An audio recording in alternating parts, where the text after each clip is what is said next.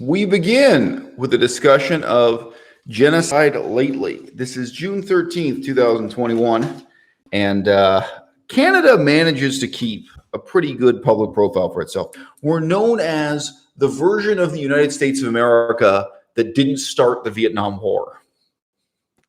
Note that I say we didn't start the Vietnam War. I don't say that Canada didn't participate in the Vietnam War, didn't fight in the Vietnam War, or oppose the Vietnam War. No. We did. We supported the American side. We fight it, blah, blah, blah. We were deeply involved and deeply corrupted by the experience of the Vietnam War. It's a big deal for Canada. Canada also is full of Vietnam War vets, contrary to popular belief. But Canada manages to maintain this somewhat sainted public profile in international politics.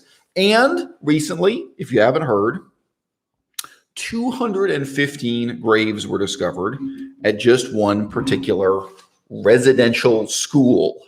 Now, again, if you're not Canadian, you may not know. This is a term of art. This is a special piece of jargon. When we say residential school, we mean the special system of schools that was used to carry out forced assimilation of our indigenous people and eugenic policies that included physically depriving them of the ability to reproduce. And perhaps 6,000 of them were killed in these schools. Perhaps.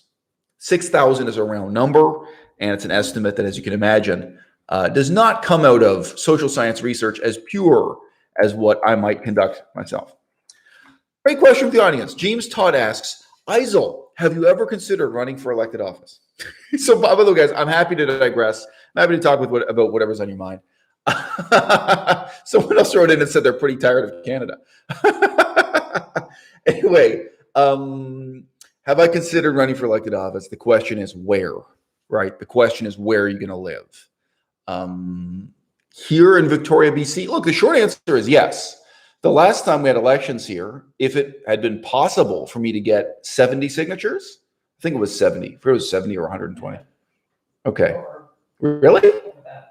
I don't. Okay, I'm just saying from memory. I thought it was like 70 signatures you needed at the first stage of matriculation. So I had to go to get 70 signatures the first one. And I know. Look, hey, you may think my YouTube channel is a huge success. I talked about this 6 years ago on the YouTube channel. No, it's not. It's a failure precisely because I can't get 70 signatures in one place at one time, so that I could run for, so that I could stand for election. Why stand for election?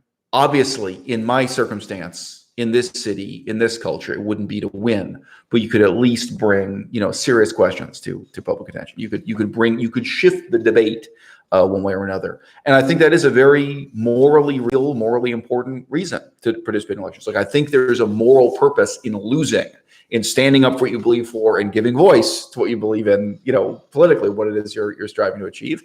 And you get to measure the depth of your rejection by the majority of citizens in your jurisdiction.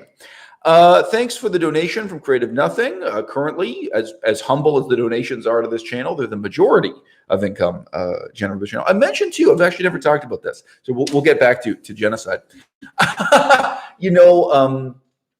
You guys might not have noticed, but I disabled the advertising that interrupts the regular length videos because that was really bothering me on YouTube. The level of advertising got worse and worse. Unfortunately, even if I disable the advertising, YouTube sent out a reminder. They have the right to add in advertising anyway. So that's called mid-roll advertising, as opposed to advertising that's at the beginning or the end. End roll versus mid-roll. But anyway, on these streams that are 2 hours long, I have one ad every 30 minutes. And then otherwise, my videos that are under 30 minutes have no mid-roll at all. So the amount of advertising revenue has gone down. And these kinds of donations, such as from Creative Nothing, are now a larger percentage of the money generated by this YouTube channel than ever. So yeah, obviously, if you were in it for the money, you'd have to have your head examined. That's ridiculous. Anyway, guys, I am happy to talk with you about whatever's on your mind, in part because this isn't a video that I've come into with a stack of books to review or discuss that I've been reading. I have been busy writing. And writing my own book has been a distraction, to say the least, from reading anything that of anyone else's imagination. So lighting is not so great for me. Turn that on. Yeah. Oh well. This is not going to be. Hopefully, nobody tuned in for the lighting. Have you read Seneca? Yes, many years ago. I have not read Seneca in the last 5 years, But yeah, I think I read pretty much everything Seneca wrote 20 years ago or something. Yeah. Seneca, I mean, oh, sorry, just to, all these questions are worth digressing on. I'll come back to these other questions. The interesting thing about Seneca is measuring his influence on politics in different periods of time. So I have several books on Machiavelli here. I can physically whip out these books. We have a bookshelf on wheels, which is great, by the way. I totally recommend switching to having a bookshelf on wheels. But, you know, the extent to which somebody like Machiavelli is actually reacting to and criticizing Seneca, that's an interesting example of the kind of influence Seneca had, even if negative. But yeah, at some periods of time, Seneca was a major influential author, and in some periods of time, in some cultures, totally ignored. I will always remember this. I had one professor, and I've emailed him like within this year, I think, last year and a half. I had one professor, and we were friends back at the University of Toronto. You know, he was friends with me enough to talk to me about his divorce and other struggles in his life. But they're not, you know.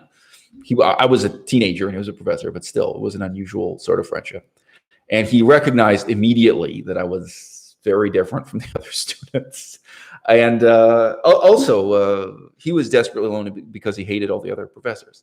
He was a deeply flawed character, but in his way, that guy was a real intellectual. And I actually tore down a poster to take it to him and show him, because there was this bizarre cult that was recruiting people to attend one of their lectures. And the poster said, "Learn the philosophy of happiness." And it had this incredibly simple drawing of a sun, the sun shining in the sky with a happy face drawn on it. So there's just like a little kid would draw. It's a circle with rays of light. It's the shining sun smiling at you. It said, "Study the philosophy of Seneca." And I took this to him, I showed him, and he knew, it really showed that, you know, he wasn't intellectual. I mean, you could show it to some president, huh? What was the point? He also, he really laughed out loud. Seneca is bleak. I mean, Seneca is, you know, you feel like your teeth are whiter. You feel like the plaque has been stripped off your teeth reading Seneca. You're looking at the bleakest and most disturbing aspects of human nature, unlike discussing the history of Canadian genocide and what we're going to do now about it. All right, so might as well, seeing as I'm digressing from a digression, a question from Creative Nothing, quote, "Why do you strive to make the world a better place and think about the future, even if the universe will die in the end? Does it imply that helping people right now is utilitarianism?" You know, this kind of question, we were discussing this the other day during a walk. There is a very strange kind of egoism at the root of this question, right? So if somebody said to you, "Why build a mansion if it's going to cease to exist after 100 years? What's the point of building a mansion? What's the point of building the pyramids if they're only going to stand for 5,000 years or maybe 10,000 years?" You know, so implicitly, you seem to be comparing yourselves to the biblical Judeo-Christian God and thinking that your creations count for nothing if they don't last for 1,000,000 years or 1,000,000,000 years. Like, oh yes, well, vanity of vanities to build the pyramids and only have them change the world for say 10,000 years. Vanity. Why would you build a house just to live in it yourself for say 50 years, knowing that it will be demolished after you die and some other house built in its place, or perhaps an apartment block? Vanity of vanities, that you should do something so evanescent and impermanent. Yes, imagine if I publish this book now that I'm putting all this time and effort into, and it only influences people for the next 100 years. Just you lovely people in the audience and other YouTubers who listen to me, that ODS and so on, these other guys. Yeah, if the only influence I should have is on my own daughter and, you know, my circle of my closest fans and friends and what have you, if my own daughter and my own grandchildren and so on for the next 100 years, what? How pitiable. As opposed to creating monuments, not even monuments in stone. Monuments in stone don't last that long. Trust me. Take a look at the rate of erosion in Cambodia under that Cambodian rain. You can write something in stone, and if it's out in the rain, it's not going to last that long. You know. So I mean, the question was, just restate the exact wording of the question. Why do you strive to make the world a better place and think about the future, even if the universe will die in the end? And so you see, the difference between you and I, dear viewer, is that I do not think of project. I do not think of my ambitions as being beholden to the universe. This concept of the universe is dangerously close to the Judeo-Christian God. It is not in the service of the universe that I write my book or paint my painting or recite my poetry or build my pyramid out of bricks, perhaps merely bricks of clay. Bricks of clay that one day will dissolve in the tropical rain, and wash away. Bricks of clay that may be washed away with climate change thousands of years from now. Yes, in fact, I don't do this for the universe. I do this for myself. And relative to my mere span of, say, 100 years. I mean, isn't 100 years enough? Let's say I'm vegan. I don't drink alcohol. I don't smoke cigarettes. I could have a solid century on this planet, guys. Me publishing this book, me building an object out of bricks, building a house or whatever, that may be very meaningful within this period of time and for a couple centuries thereafter. And I'd say too, so I don't know you, the person who sent in this question. Like I don't know what kind of history you read or something, but any given empire, any given great accomplishment in the history of humanity, it's normally about 300 years, the maximum extent. 300 years, sometimes 400 years. Some people will write back and say, oh, well, what about China? What about India? Well, if you say that, you really haven't studied the history of China or India, because the periods of, continuity within the thousands of years you're talking about are brief, and the whole language changes from one period to another. A lot of people don't want to admit that. Sorry, not to digress on Chinese history too much, but look at the poetry of the Tang dynasty, T-A-N-D, the Tang dynasty. It's not written in the same language that they speak today and call Chinese, and that's because what we call Chinese today is Beijing Hua. It's a dialect of modern Beijing. The language that Tang dynasty poetry is written in is actually closer to Hokkien, Hokkien, totally different language, totally different this. So, you can pretend it's all China all the time, but the differences between the different regions that ruled China are much greater than the differences between Italy and France. Italy and France are almost the same language and the same culture compared to Hokkien Chinese as opposed to Beijing Chinese. No, I mean, how long can anything last? 300 years is a pretty good run, guys. You know what I'm saying? You know what I mean? Like if you can change the world or accomplish something over a period of 300 years. And then beyond that, there's also the question of meaningfulness and meaninglessness. We can pretend that Shakespeare is just as meaningful today as he was in his own time. No, he's not. Don't get yourself. Shakespeare is barely comprehensible to anyone today. Politically, philosophically, religiously. It's a lot of religious imagery. There's a lot of religious imagery in Hamlet that people don't pick up on. What do you think he's talking about when he's talking about Queen Mab? What do you think he's talking about when he says what's old is new again? There's stuff going on in Hamlet. It was written for real reasons. We can pretend, oh yes, we all sit around and appreciate this. But no, 300 years is a pretty good run. So yeah, it's fine. But it seems to me your question quite explicitly is phrased with the assumption that the universe has an objective reality and standard that we have to live up to and measure our own accomplishments next to for whatever reason. You're asking what's the point of making the world a better place? And I'm instead beginning with a human scale and talking about human life. I don't think anyone who lived through the rise and fall of communism in Cambodia would say, oh, well, when you think about it, whether Cambodia is ruled by a communist dictatorship or has a democracy, when you consider things, from the perspective of the last 10 billion years and the next 10 billion years, when you consider that eventually everything in the universe is going to disintegrate, what difference would it make to, struggle to achieve democracy and freedom of speech in Cambodia? A question that can still be asked today, year 2021, in very different circumstances. But, the period of the Khmer Rouge of extreme communism in Cambodia is a really stark moral challenge in so many ways. So look, I'm not criticizing you. I know you asked this question with the best of intentions. But maybe this question illustrates the difference between cosmological nihilism and what I call historical nihilism. My form of nihilism is all about learning from history, including the meaninglessness of history and tearing apart the mythology that we think of as history, but isn't really history and so on. It's partly a critique of history and a rejection of the ideologies that we express through history and that we pretend have inherent meaning in history and so on, rejecting the way Marxists think about history, but in theory, rejecting the way conservatives think about history. I don't know how many Trump supporters really base their ideology on study of history. But, so this though begins with and ends with a sense of human scale. Whereas I know the cosmological nihilists, they think much more in this sense of, think about radiocarbon dating. Think about 50,000 years, and think about 5 million years, and all your aspirations. Well, what's the conclusion of that way of thinking? Is your point that when you look at the world from a perspective of 1 billion years, that the question of whether or not you spend your own life just sitting on the couch playing Super Mario 64 again and again, as opposed to, being involved with some, grand sense of purpose and motivation? Are you saying that that's trivial? Well, so this is a line of thinking I don't particularly like to. Guys, great to have you here. We have 32 people in the audience. If we could have 32 thumbs up, it will help other people discover the live stream. That's really the advantage of it, is that more people will join us and ask questions as it's ongoing.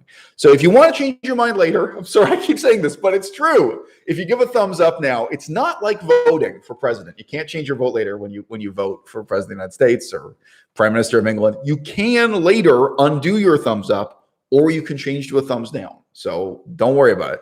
But sure, we'll get some more people in the audience if we get a thumbs up now.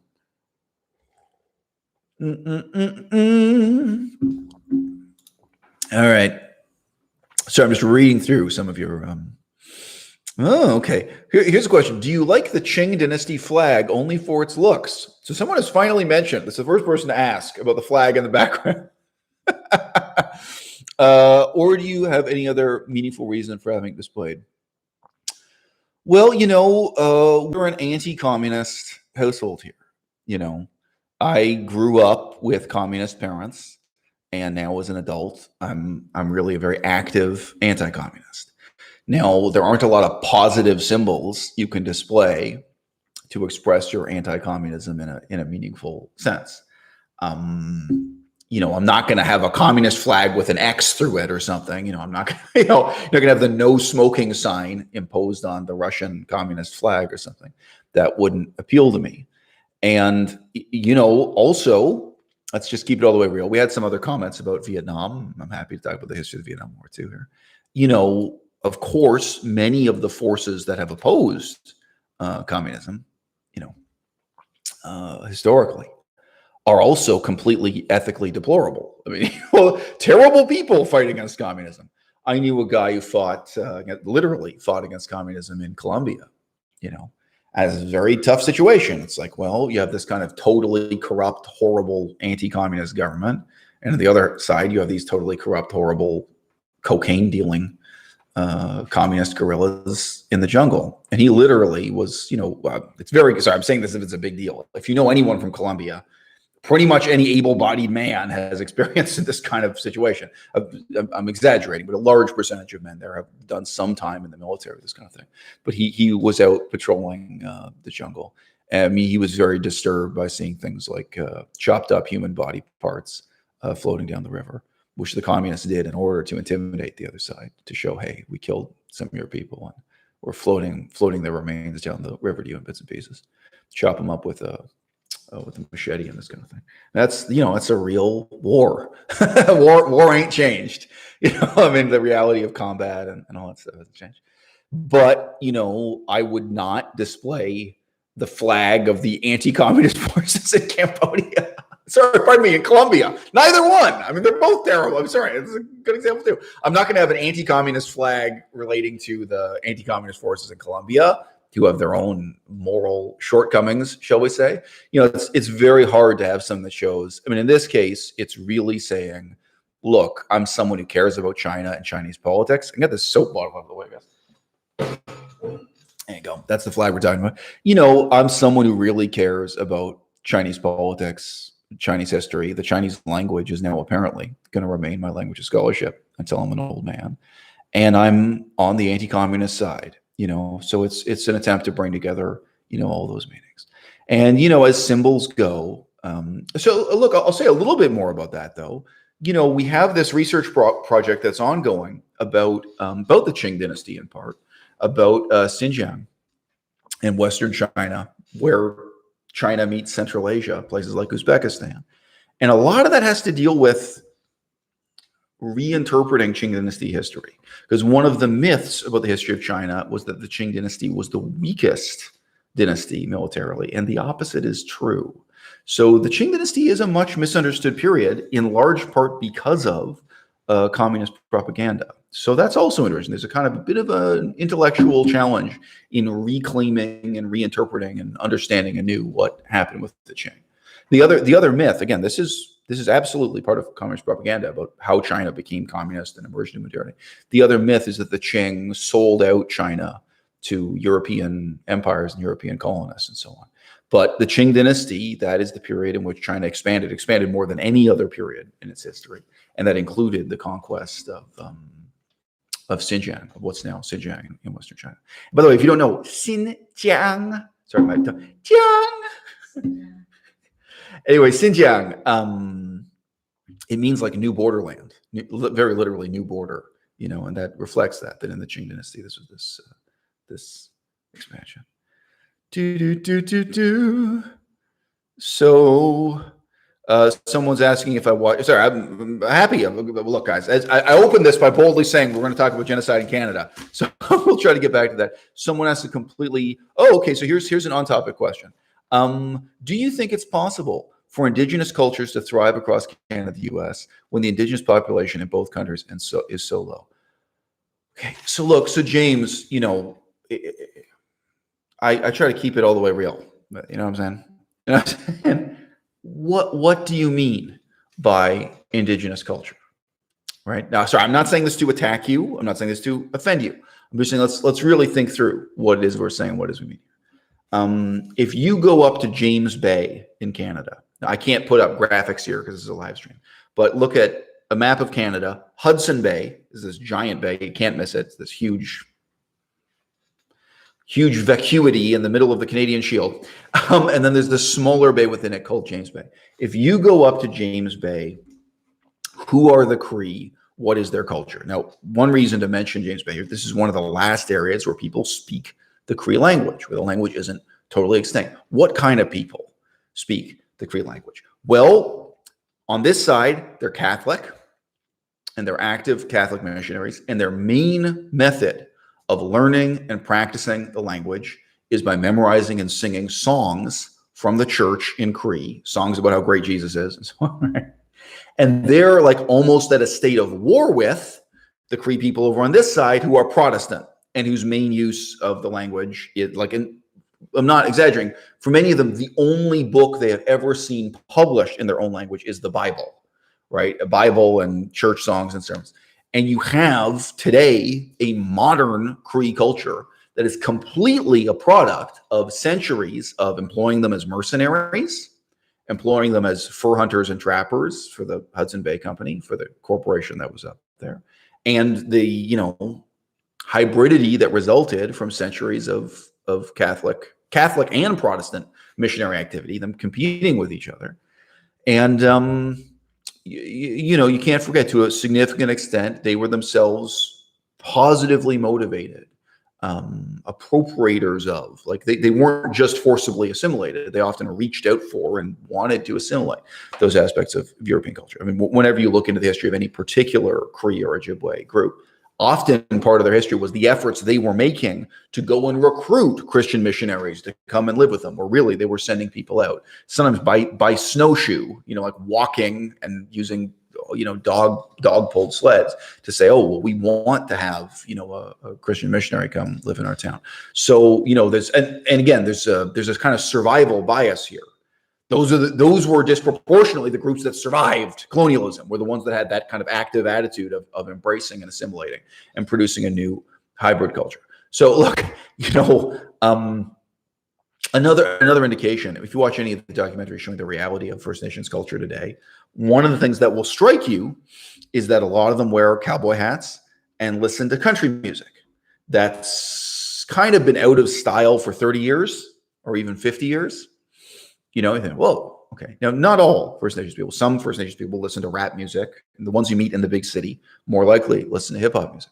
But you look at that and you see this continuing pattern, which goes back over centuries, where very often their engagement with European colonial civilization is that they're constantly catching up with, that civilization. And so what you're often looking at and dealing with are attitudes that white people themselves had 50 years ago. Now, that includes extremely conservative Christianity, already alluded to. Like, this is not woke left-wing 21st century church. They're preserving a kind of missionary Christianity that existed 50 years ago and 100 years ago, out in the backwoods, which is frighteningly conservative. They very often, if you talk to these people and live around them, they very often are frighteningly racist themselves. There was a tribal chief, who ended up getting in trouble, and people were talking about stripping him of his medals of honor. He'd been given some honorary decorations by the government of Canada because he made some statements in support of Adolf Hitler, and he made some statements about kind of anti-Semitism and racism and so on. He displayed, he was himself a member of an oppressed people. That doesn't mean you don't have oppressive attitudes towards others. You know what I mean? So, if you ask the question, do you think it's possible for indigenous cultures to thrive across Canada? Right? We really have to start with the question of what is culture, right? Now, by contrast, so I'm partly answering your question, I'm partly refusing to answer your question. What about languages? That's the real question. That's the real answer, right? Part of what I have to say is, don't give me this culture bullshit. Don't talk to me about culture. These people do not want to live in a museum dedicated to their own ancient history. You can do the archaeology. You can put together a great museum exhibit that shows them, hey, this is how your people lived 300 years ago, and this is how they lived 500 years ago, and you used to hunt bears and used to eat beaver, and here are the tools you used, and here's they had almost no metal. There's a myth that they had no metal at all. Metal was very scarce for them before European trade, but they did have some metal making. But anyway, metal was very scarce, so these were the tools you used. This was how you survived. Interesting. Is that even interesting one day a week? The reality of who Cree and Ojibwe people are is they listen to rap music 7 days a week. They use Facebook 7 days a week. That was actually a big joke. They always joked about how addicted they all were to Facebook, that this was a difference between them. Yeah, really. That one of the distinctive marks of being First Nations in Canada, being this person that you're always on Facebook. Okay, the language, that's something objectively real that really exists. And then once you have the language, if the language exists, right, then we can start to ask questions about the production of new culture in that language, right? So, you could take Shakespeare and translate it into Cree and translate it into Ojibwe. But if you have languages like Cree and Ojibwe, if as languages they thrive, then you get new possibilities politically, new possibilities in terms of the creative arts, so on and so forth. So to give you a sense of, it's all very close to extinction right now. I'm just going to give you an example.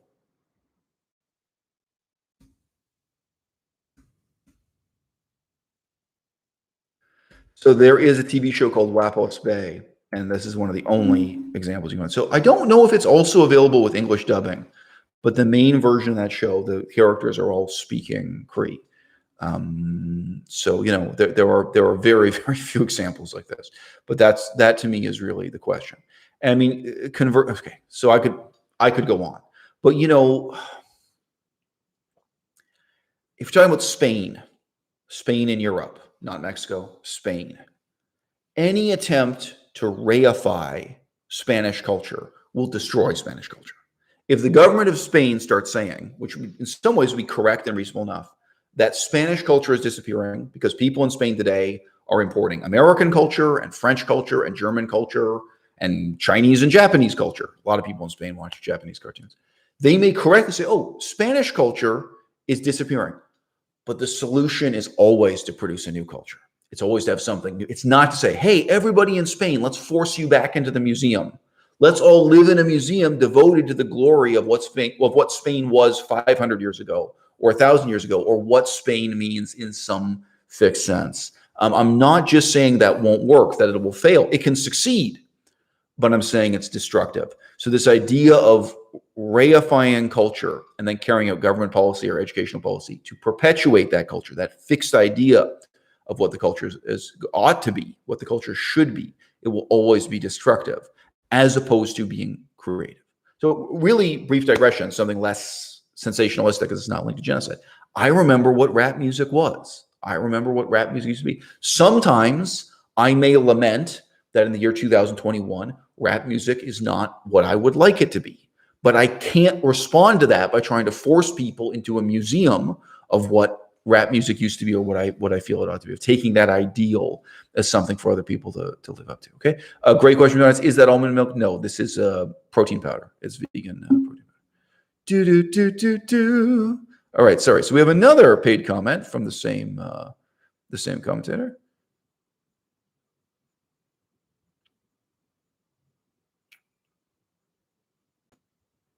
Okay. So he says, quote, "Thank you for the answer about the difference between cosmological nihilism and historical nihilism. And let me ask you, is helping people utilitarian or not in the context of the previous question?" So great. Thanks for the donation and thanks for following up. And I will readily confess I failed to address the utilitarian answer of your question because I had so much to say about all the other answers. So, to simplify the equation, let's say we're talking about just one person helping just one other person. Now, obviously, you can scale this up to be a teacher helping a classroom of 30 students, a prison warden trying to help 500 people who are in that prison. But just to answer your question, let's talk about one person trying to help one person, okay? So I'm sober. Let's say I have a friend who is some combination of an alcoholic and a drug addict. And I'm trying to help them. Okay. Is it utilitarian or not? So let's say I help them and I help them and I help them for a while. And then you know what? They come to the profound realization that they just like to get high. There's no utilitarian outcome, right? Will I say that was a complete waste of my time? No, because it's about me. It's about what kind of person I want to become, right? And there is this inescapable sense in which, you make music for an audience. Yes. Of course you do. Of course. I mean, this is the difference between, writing a book you intend to publish and writing your own diary. You write a book for an audience. You make a painting for an audience. You engage in political activism for an audience. We had the question about standing for election. I may put myself forward in an election and compete in an election I cannot possibly win. It is for an audience. It is for a public. It is for people. It is to help people, right? But no, ultimately, it can't be utilitarian, right? It can't be measured in terms of its outcomes. And the outcomes may be authentically paradoxical, right? The outcomes may be the opposite of what you personally desire, or they may be absolutely nothing at all. So I know this guy called Eisel Mazard. He went to do humanitarian work in Cambodia. Do you think I helped even one person in Cambodia? Really? Now, I admit, actually, if I get into I probably could give you some examples of people helping, to be honest. But let's be cynical here for the sake of the argument. Let's say I went to Cambodia. I did this combination of research and humanitarian work and everything, right? And let's say not even one person benefited from it. And I didn't do drug rehab. What I was doing, some of it actually was related to drug addiction. But most of what I did wasn't helping drug addicts. Okay, now that I think about it, a little bit of it was. But, but just to have something that's easy for everyone to visualize. If I had gone to Cambodia to help drug addicts one-on-one become sober, what if the failure rate was 100%, Okay, so you've got to ask about the meaningfulness of it and of what you're doing, right? Ultimately, this is about the kind of person I'm going to become. This comes back to my much delayed topic, talking about consequences of the genocide in Canada. Why is it that there are no white people who are in a position to play a leadership role in actually solving these problems or solving these issues? It's because they don't have that prior experience of trying and failing. You learn a lot from failure. You learn more from failure than you do from success most of the time. So look, I'm just going to restate the question. Let me ask you, is helping people utilitarian or not in the context of the previous question? So my answer is, in effect, if it is utilitarian, then it's tragic, right? It's ineluctably and inescapably tragic to be doing these things only for those utilitarian outcomes.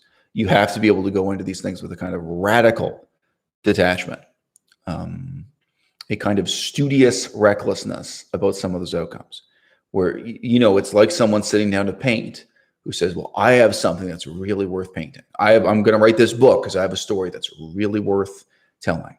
And if nobody alive today can appreciate it, if there's no audience for it, there's something really important in this story I have to tell, or this painting I have to paint.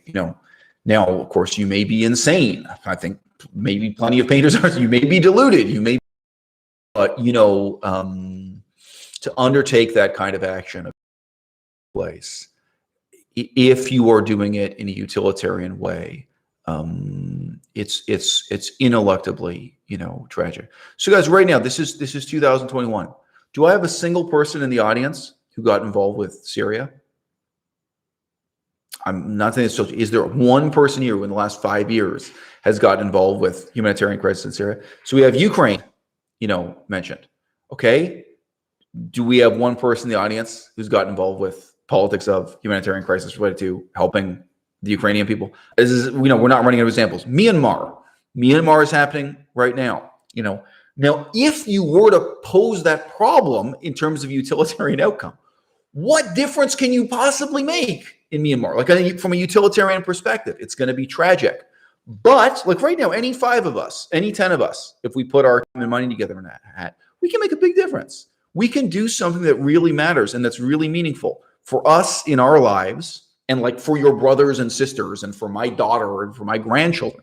I can do something that's meaningful to me and everyone who's connected to me. It's meaningful to my YouTube followers. I can do something that makes a meaningful difference on that scale for the next 5 years, for the next 10 years, maybe for the next 100 years. We could do something that really impacts, the discourse on Myanmar, right? But what if you want to measure it in terms of like how many lives you save or something, or actually changing the government in Myanmar, or changing the constitution, like getting a palpable legal change, this starts to become very tragic indeed. So yeah, it's hard to be honest with yourself, one way or the other about that. A lot of what I recommended people do, in relation to vegan activism was just virtue for the sake of being virtuous. I said, well, you can do this and it's not going to have any of these outcomes you're fantasizing about. So, you have to be very, very honest with yourself about what your expectations are and to what extent you are going to be heartbroken or disgusted with yourself. If you, for example, take someone into your home, let's say you take someone off the street and take them into your home and you're coaching them and helping them to try to get them off drugs and alcohol, stop them being, so they're mixed alcohol drink. And you know what? Ultimately, they're just interested in taking your charity and taking your support and getting as high as possible,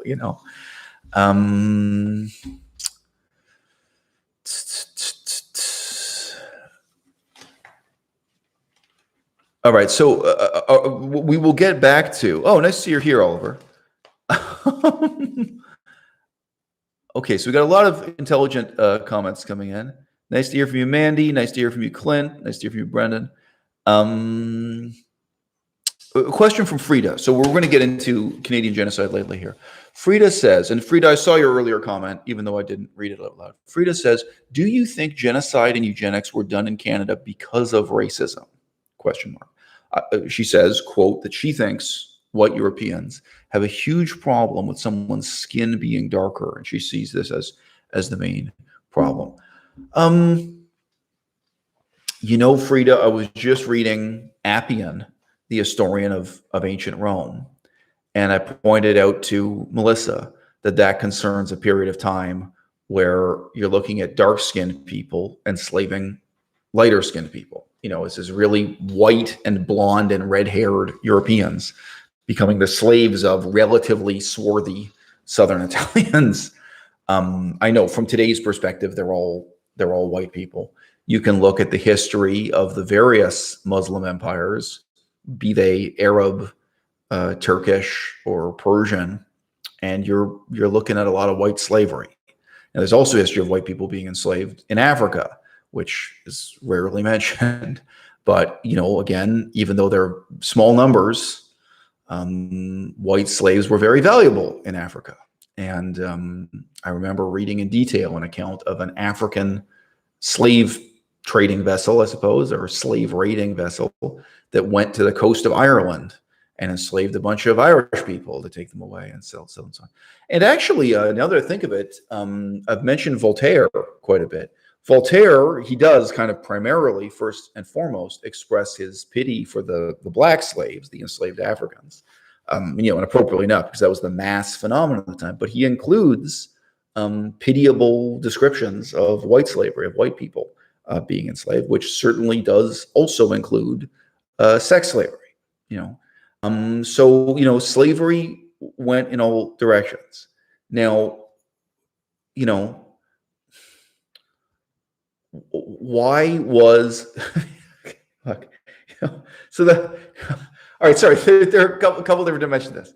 So Frida, if you Google the National Portrait Gallery in England, so they have a big website, you can look at portraits of what our indigenous people looked like when Europeans arrived. So when indigenous people had not intermarried with Europeans yet, okay? Our indigenous people, especially on the East Coast, looked white, okay? They had white skin. And, obviously I'm not referring to the Inuit here. The idea that they had red skin, that they were referred to as red people, actually originated from some ceremonial dances where they had red paint on them. People did not have the delusion that they were red in color. But if you look up, paintings of what the Iroquois and so on looked like back then, now everyone knows what they look like today. They don't get a lot of sun today, and they are now, most of them intermarried with Europeans. So no, I mean, I'm challenging you here, Frida. I do not think that Canada's genocidal history has a cause and effect relationship with brownness. And I do not think, Europe's internal history can be explained in terms of trying to eradicate brownness. The relationship between England and Greece cannot be explained in terms of brownness versus whiteness. The relationship between Germany and Italy cannot be explained in terms of brownness versus, the status of Spain as opposed to Romania today. Is there more racism against Spaniards or Eastern Europeans like Romanians and so on? So I do understand. I mean, it's kind of a facile way of looking at the history, as if the purpose of colonialism or the purpose of these genocidal policies was to eliminate a skin color, and it's not. I mean, I think we'll get into what the purpose of that colonialism genocide was.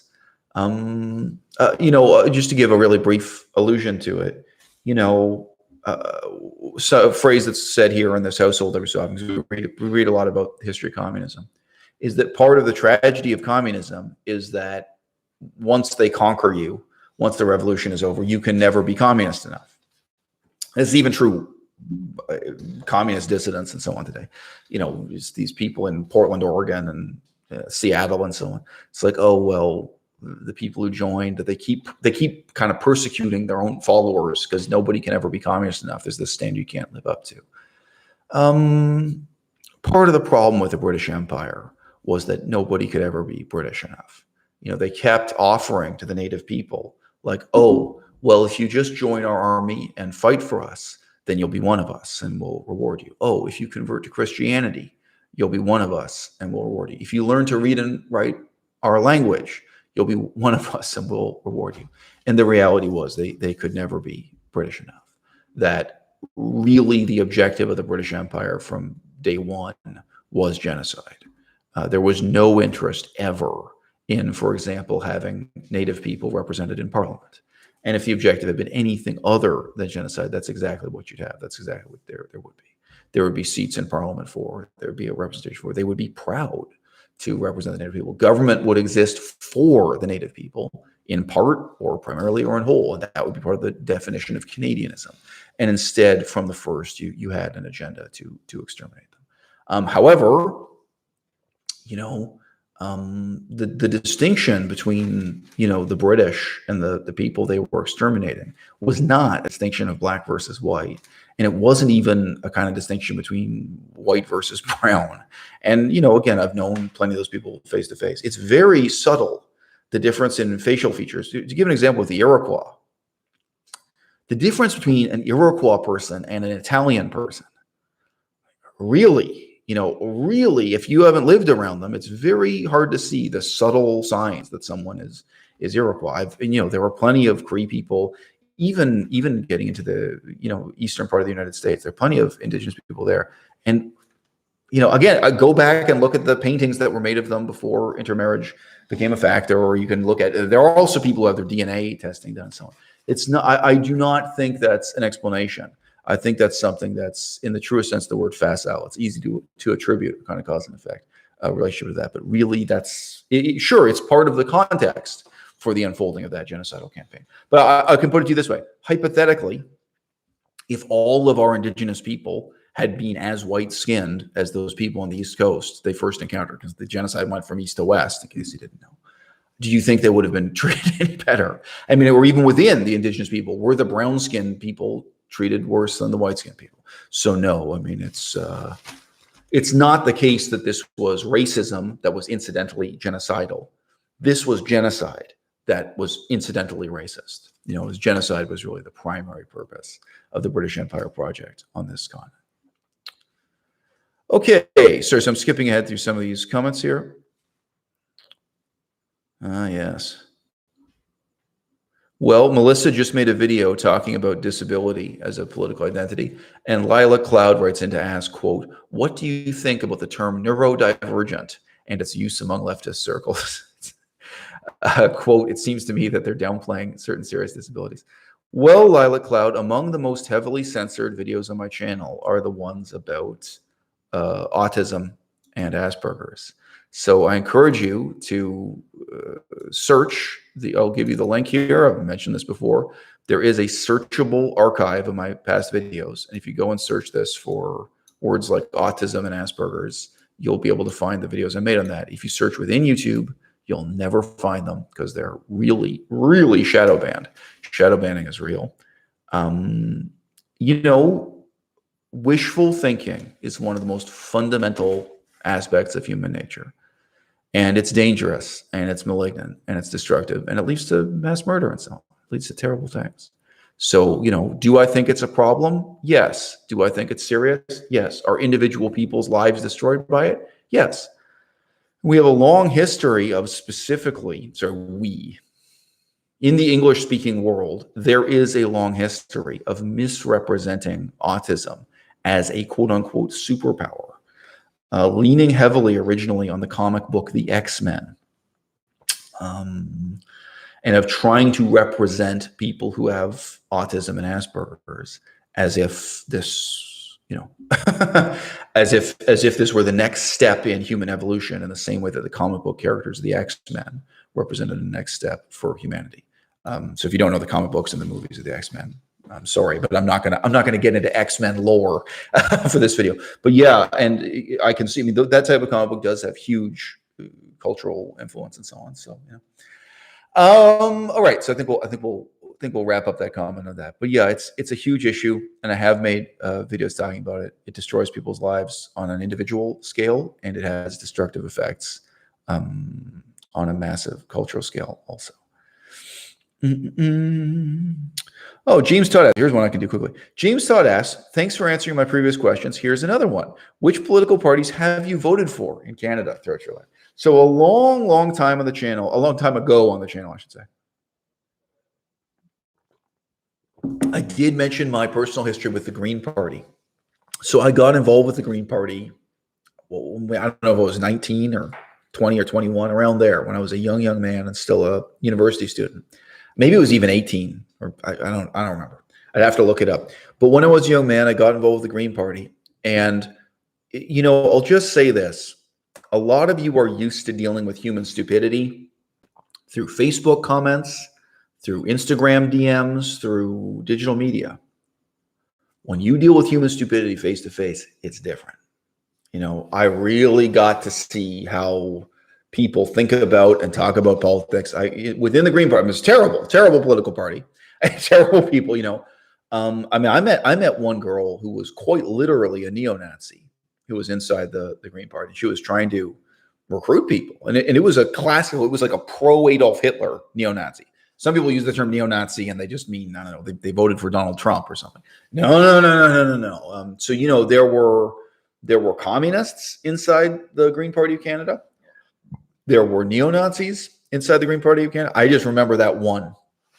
She was there with a boyfriend, at least. I mean, maybe she was the only one. there were more than zero, and you got to see the stupidity and the danger of all that, and you got to see how people think and how they say these things. There was a lot for me to learn from that face-to-face, real-life experience, even though it's an absolutely terrible political party. When I was here in Victoria, so what is it now? Almost 10 years ago or something. So my daughter's now 8 years old. So it's about 7 years ago. Yeah, something like that. Yeah. I did get involved briefly with the New Democrat Party, the most left-wing of the mainstream parties, because they answered some email from me and they took some. I was having political problems at the university, and I felt like, well, if they give me a sincere response on this, like if the political party has done something for me, I'll give them a chance. Woo! I mean, at that time too, I already knew I despised all three of the mainstream political parties, but it's like, well, this was my elected representative. When I wrote to them and asked them to do something for me because I have this conflict with the university, they did take the time to get back to me and do some research and see what Parliament could and couldn't do, and I benefited from that. So I gave them the benefit of the doubt. I went to and participated in some election-related events. I mean, if you have any optimism about the electoral process in Canada, you get to go and see that reality, and you get to be disabused of your optimism. So no, I mean, the short answer is there is no political party in Canada I could vote for. The year that I got involved with the NDP, with the left-wing party, I did not vote for them. Just being honest with you. Like, I read their literature, I participated in some of these events, the campaign-related stuff. I even did canvassing for them with a female friend at the time who I now haven't spoken to in years. But no, I didn't vote for them. And seeing it up close. And I remember asking them, so they had a bunch of pamphlets on specific issues, so that when you were going door to door, like if somebody asked about Israel, you give them the pamphlet on Israel. And I remember asking them, because the pamphlet on Israel was 100% perfect hypocrisy. It's like, has anyone ever told you that it's day and it's night at the same time? Ladies, have you ever been at the bar and a guy's hitting on you, say, aren't you married? And he says yes and no at the same time. Well, how do you define married? I mean, how do you define supporting the Palestinians? This was the most hypocritical baffle gab imaginable. I remember saying there and talking to the guy. He was he's the leader of the branch of the party. He's the leader of the writing association, the local branch of it. So you realize that this is like trying to sell people hot ice. Like, this is saying completely contradictory and vague thing. So, that brief involvement with Canadian party politics, refreshed my familiarity with how awful it is. But that's about all I can say about that.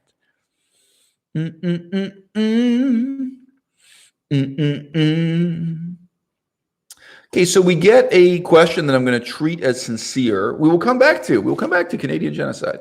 By the way, guys, 45 people in the audience. If you got a second, hit the thumbs up button. If you change your mind later, you can change to the thumbs down. But it does help people discover the stream and participate in this conversation while it's still ongoing. If you give, I'm going to treat this as a sincere question. Clint writes in to ask, did you have those models consent before using their pictures in your video? So I'm going to choose to treat this as a legitimate question and not as trolling, which is a choice.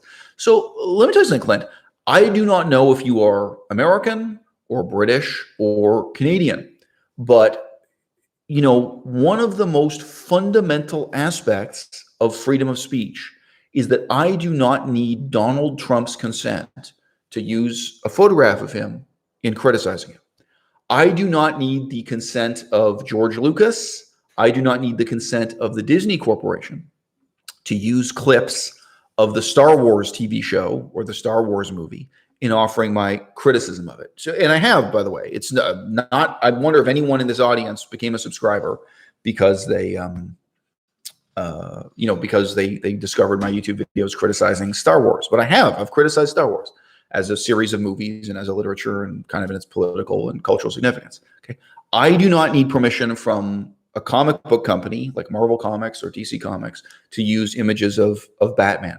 Now, that freedom was very hard fought for in the United States of America. The freedom to even engage in lampoon, the freedom to engage in caricature, the freedom to engage in like criticizing Disney Corporation by making a cartoon that shows Mickey Mouse in an evil and unflattering light. In the past, Disney would actually sue people for that kind of thing.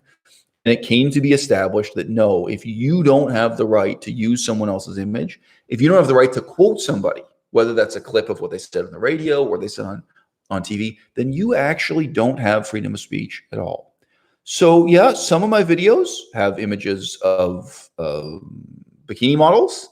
Some of my videos have images of politicians, or whatever. I mean, the people I'm criticizing, the people I'm quoting, that is a crucial part. And that's part of being a YouTuber. It's part of being an author. It's part of being a creative person in the 21st century.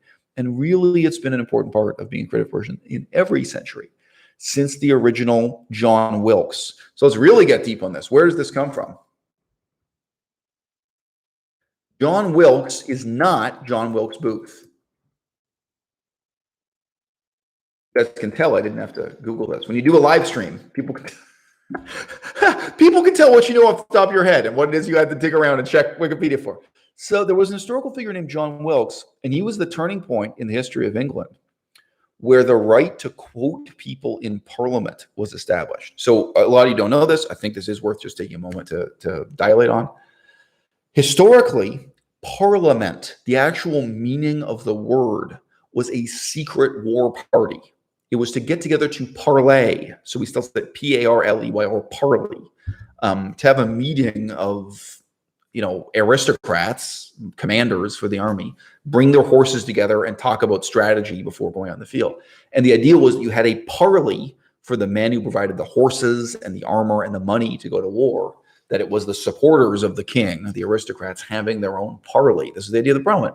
And built into that, I'm just pointing out, this is completely different from the origin of democracy in ancient Greece or ancient Rome. This has nothing to do with the Athenian pnyx. This has nothing to do with Rome's system of senators and committees. No, this was a secret gathering of aristocrats. And the idea was that none of the aristocrats participating would ever tell someone. Well, that was done in secrecy. It was done privately. And it was a crime. And you could be punished and put in prison or even killed for, say, writing a book that quotes what happens in Parliament. So again, we're going real deep in the answer to this question. There was a time when, if you're really into political science or political philosophy, books that are written about politics have titles like The Meeting of the Turtles in the Pond. It'll have some totally cartoonish title like this. And it will say, one day, the turtles in the pond decided that they were not very happy with their king. Old King Turtle, and it creates a fictional framework to quote or paraphrase a dispute that happened in Parliament. It's bizarre because it was illegal to actually quote or actually attribute. That was actually our British Empire tradition. So, and with John Wilkes, that was the political struggle that instead established your right to know, just even to know what people say in Parliament and to quote it and to publish it. So yeah, that is actually the beginning of the turning point in our history. And it is, that's the turning point in the English-speaking world, in England and America and everything else. I think there's a really genuine question of how freedom of speech would have evolved in a different way, and the freedom to quote people and use their photographs, if instead of England conquering the world, if instead Rome had conquered, and I don't mean ancient Rome, I mean Catholic medieval Rome. If Italy had become the most powerful country in Europe again, or remained the most powerful country in the Catholic period, if you'd had a kind of Roman Catholic cultural continuity, I'm sure the demands for freedom of speech would have arrived one way or another. But as you guys know, the celebrated activists for freedom of speech, the that we remember today were really the scientists in Rome. Was people like the controversy over heliocentrism, whether or not the Earth goes around the sun, and so on. There were these different attempts to challenge the church's censoring of people. But for long centuries, censorship and silence were seen as being, in the public interest.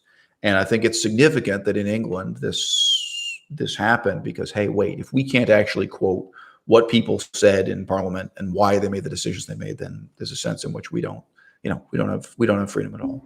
So yeah, that's a really interesting turning point in the history of England and in the history of the world. Okay, so someone comments, quote, "When you talk about native languages, you always inspire me to learn Navajo, but it's not like a 20-year-old white dude can go to the Navajo Nation and be like, hey, I learned Navajo, let me help you." Okay, so look, this is a great question, right on topic for this for this live stream. All right. So the Navajo are not the same as the Cree. The Cree are not the same as the Ojibwe. The Ojibwe are not the same as the Cambodians. The Cambodians are not the same as the Laotians. Something I said to people again and again when I was in Laos. We're talking about the Lao People's Democratic Republic, a small country that is just north of Cambodia and just south of Yunnan, China, just east of Thailand. When I was in Laos, something I said to other white people again and again is, never forget, you chose them. They didn't choose you.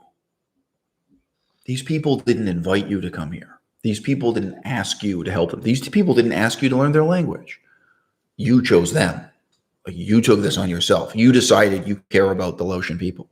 So don't get it fucked up, because people get it fucked up.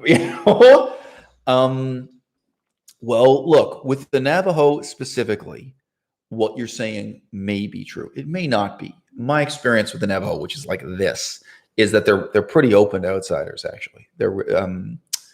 I read a whole book that just dealt with the Navajo sense of humor, with the history and culture of comedy among the Navajo.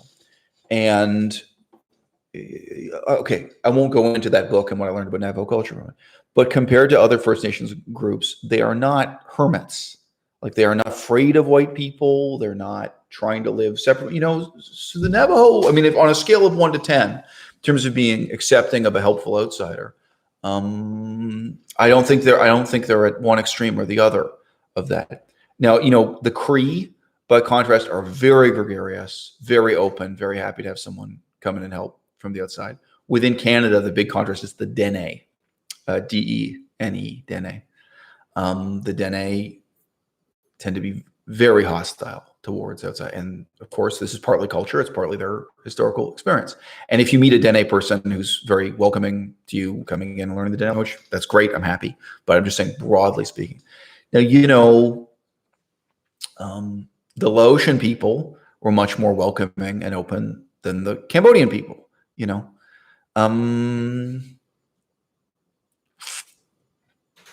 But you have to have the humility and self-discipline. This comes back to the earlier question about utilitarianism and these things.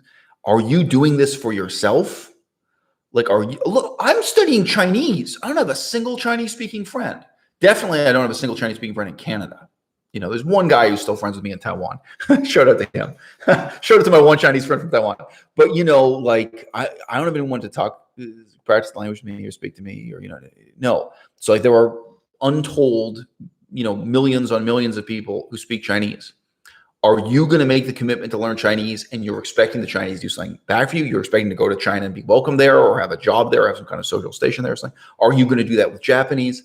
It's a very strange thing to start off a kind of humanitarian project thinking this is something I'm going to do for you. But then really immediately your attitude is, hey, wait, what are you people going to do for me? Hey, wait a minute, you're supposed to help me or learn Navajo or learn this language. So, that comes back to that question of having radical detachment about the outcomes of what you undertake politically, socially, and so on and so forth. So look at just to give a quick comparison here to music. I think it would be completely reasonable if someone were to challenge my view, to disagree with me here, saying, well, look, that's crazy. Nobody would put in the time to master playing the keyboard if they're never going to have an audience, if nobody's going to, if every record is a flop, if they can never get a hit song, right? I'd say that's right. That's why you shouldn't learn the keyboard. Don't learn the violin. Don't learn the trumpet. Don't learn the keyboard. Don't learn the drum. You're right. Because if you're only doing this for the 1 in a million chance that this is going to be a hit record, you know what I mean? If that's what justifies the hours and the self-sacrifice and the transformation, then don't do it, you know? Now, if it can be rewarding for me to learn the Irish language, this is a good example. Irish is kind of semi-endangered. Irish may go extinct. It's a marginal language. We don't mean English with an Irish accent, the indigenous language of Ireland, okay? If it's rewarding for me to learn Irish, maybe it's rewarding for me to publish my book. If you haven't heard, I'm writing a book. So when I finish this book, maybe I want to pay to have it translated to Irish. I want to study it. I want to have an Irish edition of this book. Are 10 people going to read it now? Have this translated and published in Ireland. If that's rewarding for me, that's one thing. Or if it's just because I care, maybe I care about the history of Ireland or the current politics of Ireland or the future of Ireland. If it's like I'm passionate about where I care and I want to do this for you, I want to do this for Ireland. Okay, that's one thing. But if you are going into it like the keyboardist, expecting to have a hit record, if you're expecting Ireland to do something, you're expecting to be a celebrity in Ireland because you're a foreigner who learned the Irish language. You know, you have really mistaken your own egoism for charity. You know, you're telling yourself you're doing something in a charitable way when it's self-serving in a way that's deceptive and ultimately destructive. And a lot of people do that. A lot of people do that with, you know, they do that with learning the Thai language or the Laotian language or any other language. So it happens. All right.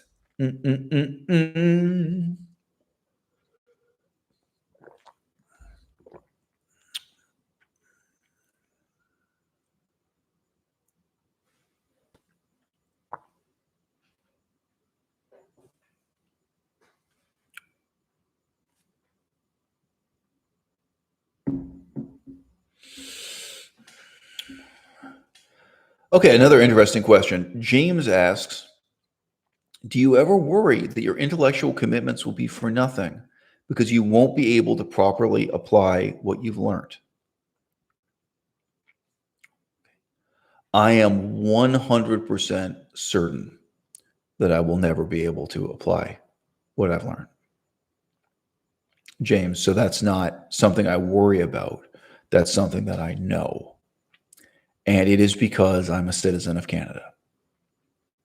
I was born into a country with a bad education system. And that's it. So I know Laotian. I know a lot about history and politics laws. I studied Pali for many years. I know a lot about Buddhism.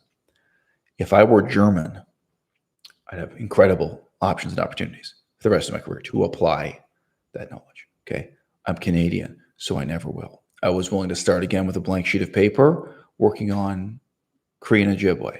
I was willing to start again with a blank sheet of paper, working on Chinese. Again, I had to start with a blank sheet of paper, learning Japanese, which was heartbreaking and mind-breaking. I don't know how much brain damage I got from studying Japanese.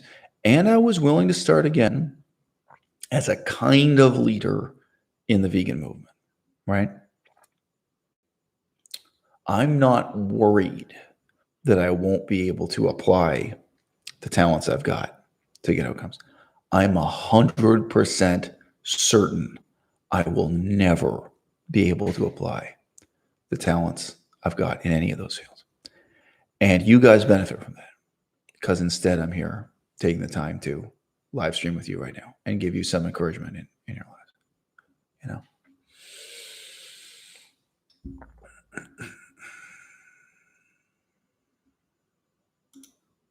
All right, so turn to the newspaper.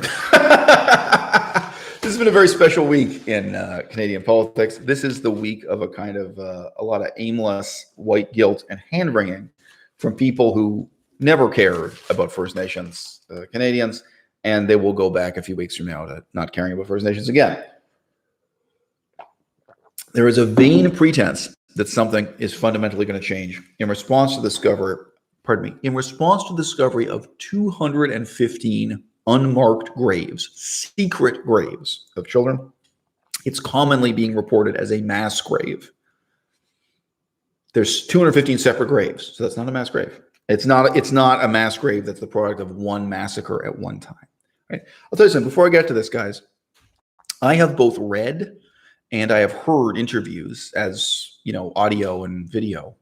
Mostly audio. Some on video, from First Nations people who directly witnessed, deaths and bodies being disposed of, and rapes and forced abortions, and the babies that resulted from the pregnancy being put in the furnace and disposed of by the teachers who had raped the girl and gotten her pregnant and so on. So infanticide and so on. I have heard this stuff. I have read about it and so on.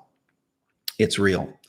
However, the misperception that's happening here is that if you're talking about a mass grave, that would be something like the Holocaust, where they line up 215 people and kill them all at the same time and push them into a grave. That's not what happened here. The majority of these deaths, obviously there's still research to be done, but the estimated 6,000 deaths in total, the majority of them came about through disease.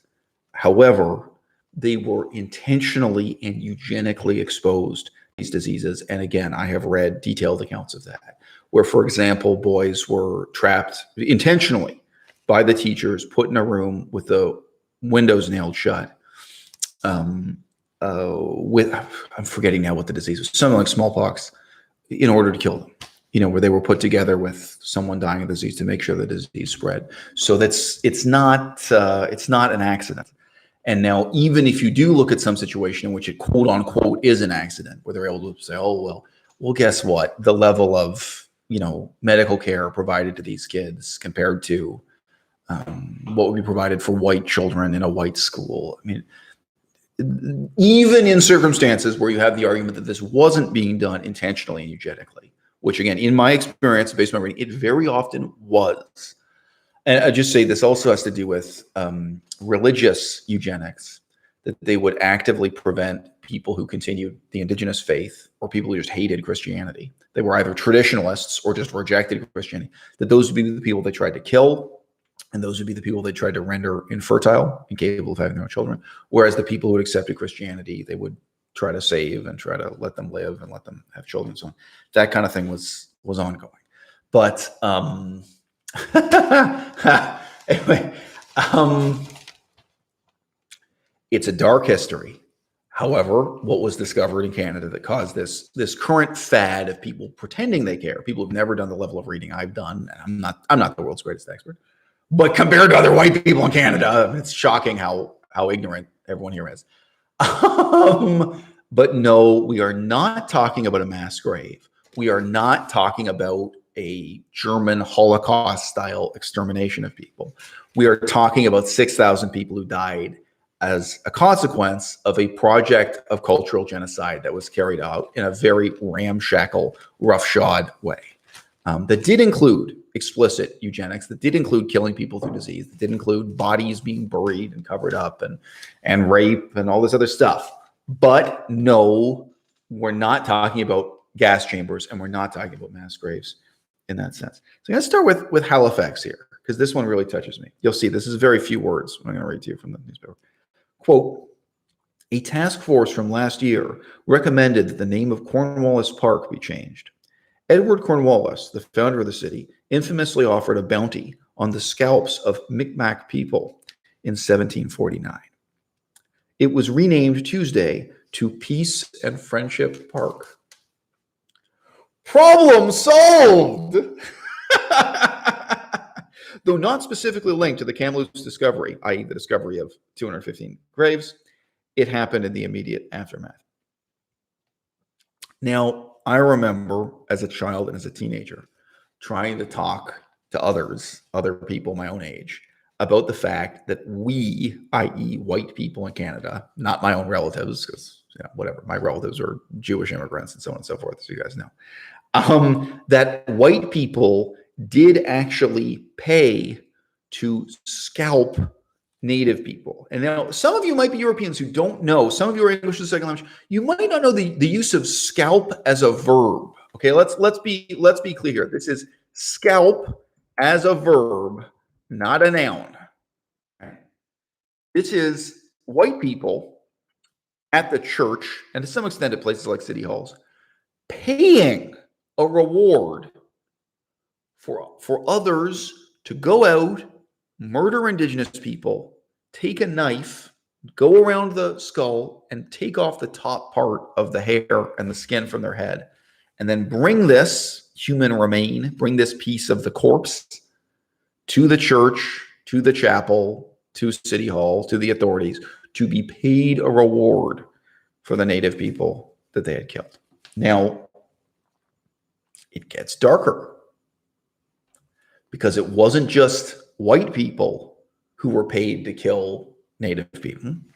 There would be some native people who were allied with the white people and who were at war against another tribe of native people who got involved in this. And we have a whole cultural phenomenon of scalping that most people blame the indigenous people for, as if it were part of their culture before Europeans got there, and it wasn't. You know, this is a European idea of scalping and paying rewards. Please, this one second. Our native people up here, you know, whether you're talking about the Iroquois, the Ojibwe, or what have you, you know, to generalize about the northeast of the continent, you know, so Canada and adjacent parts of the United States, you know, they had a culture of going to war for honor. Right, this is a big deal. Not for money. You know, the idea of being a mercenary, the idea of money is kind of foreign to this. Like, let's be real. Okay, they did not have a mercantilist culture when Europeans got here. All right, they would risk their lives, yes, for a ceremony where they were presented with a feather, and then they would be proud, and they would show unbelievable fearlessness in battle that all the Europeans were amazed with.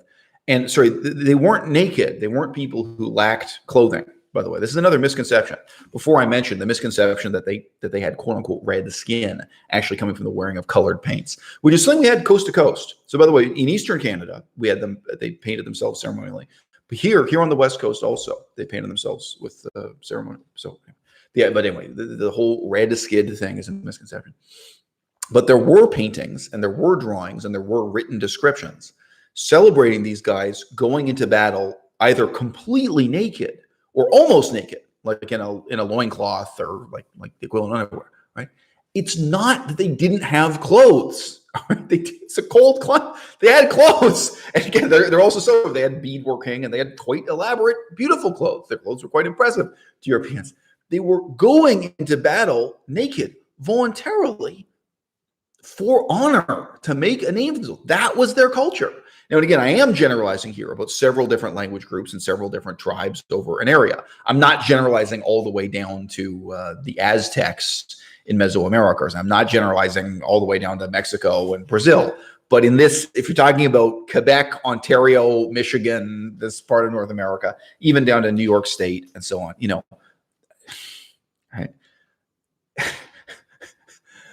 It is a European idea to pay a bounty in money for tracking and killing a criminal. That comes out of European culture. They had, come on, the idea of having a wanted poster to kill someone and pay a reward. This is so quintessentially European. And then this was extended to scalping as described. And this it did transform some native cultures. You can look at it case to case, but then the idea of, oh, when you kill someone in war, you take this trophy. So by the way, guys, I'm not glorifying the First Nations culture. There were horrible things about how they fought wars. They killed each other. They enslaved each other. Slavery was very real in North America before Europeans got here. And they tortured one another to death. They did not torture each other to get confessions or get information. They, again, tortured people who had been captured in war out of this bizarre sense of honor. Yeah, I could describe that torture too. So there were terrible things about the native culture. And that is these things too. This is part of the reason why many of them were interested in the new ideas that were coming from Europe and becoming a part of the Christianized, literate, more technologically advanced, you know, European culture. So I just say there's, you know, there were people within that culture who thought we can do better. Here are new ideas. These people come with books and firearms and pardon me. All right. What I was going to say was, when I was a kid and when I was a teenager, I can remember talking to other young people my age about this, about the history of scalping on the east coast of Canada. And they did not believe me. This is before the internet. This is before Google stuff. It just stays with me. They did not believe me. And here we are. Now, of course, these things are easy to Google and whatever. Now I'm 40 years old. But I remember the level of denial and apoplexy and just what are we supposed to do with this history now? You know what I mean?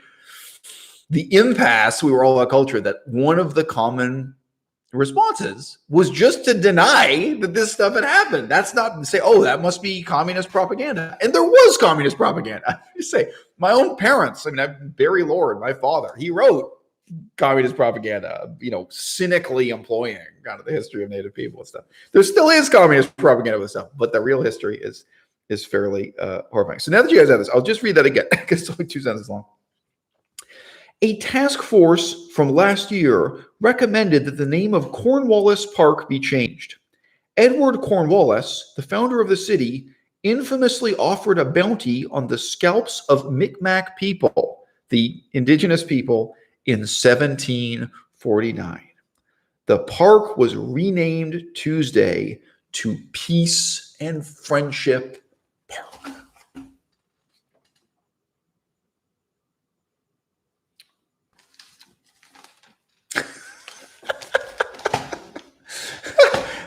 Is this what we asked the Germans to do after World War II was wrapped up? It was like, well, why don't you go around and rename all the shit that's named after Adolf Hitler and change the name to Peace and Friendship? It'll be,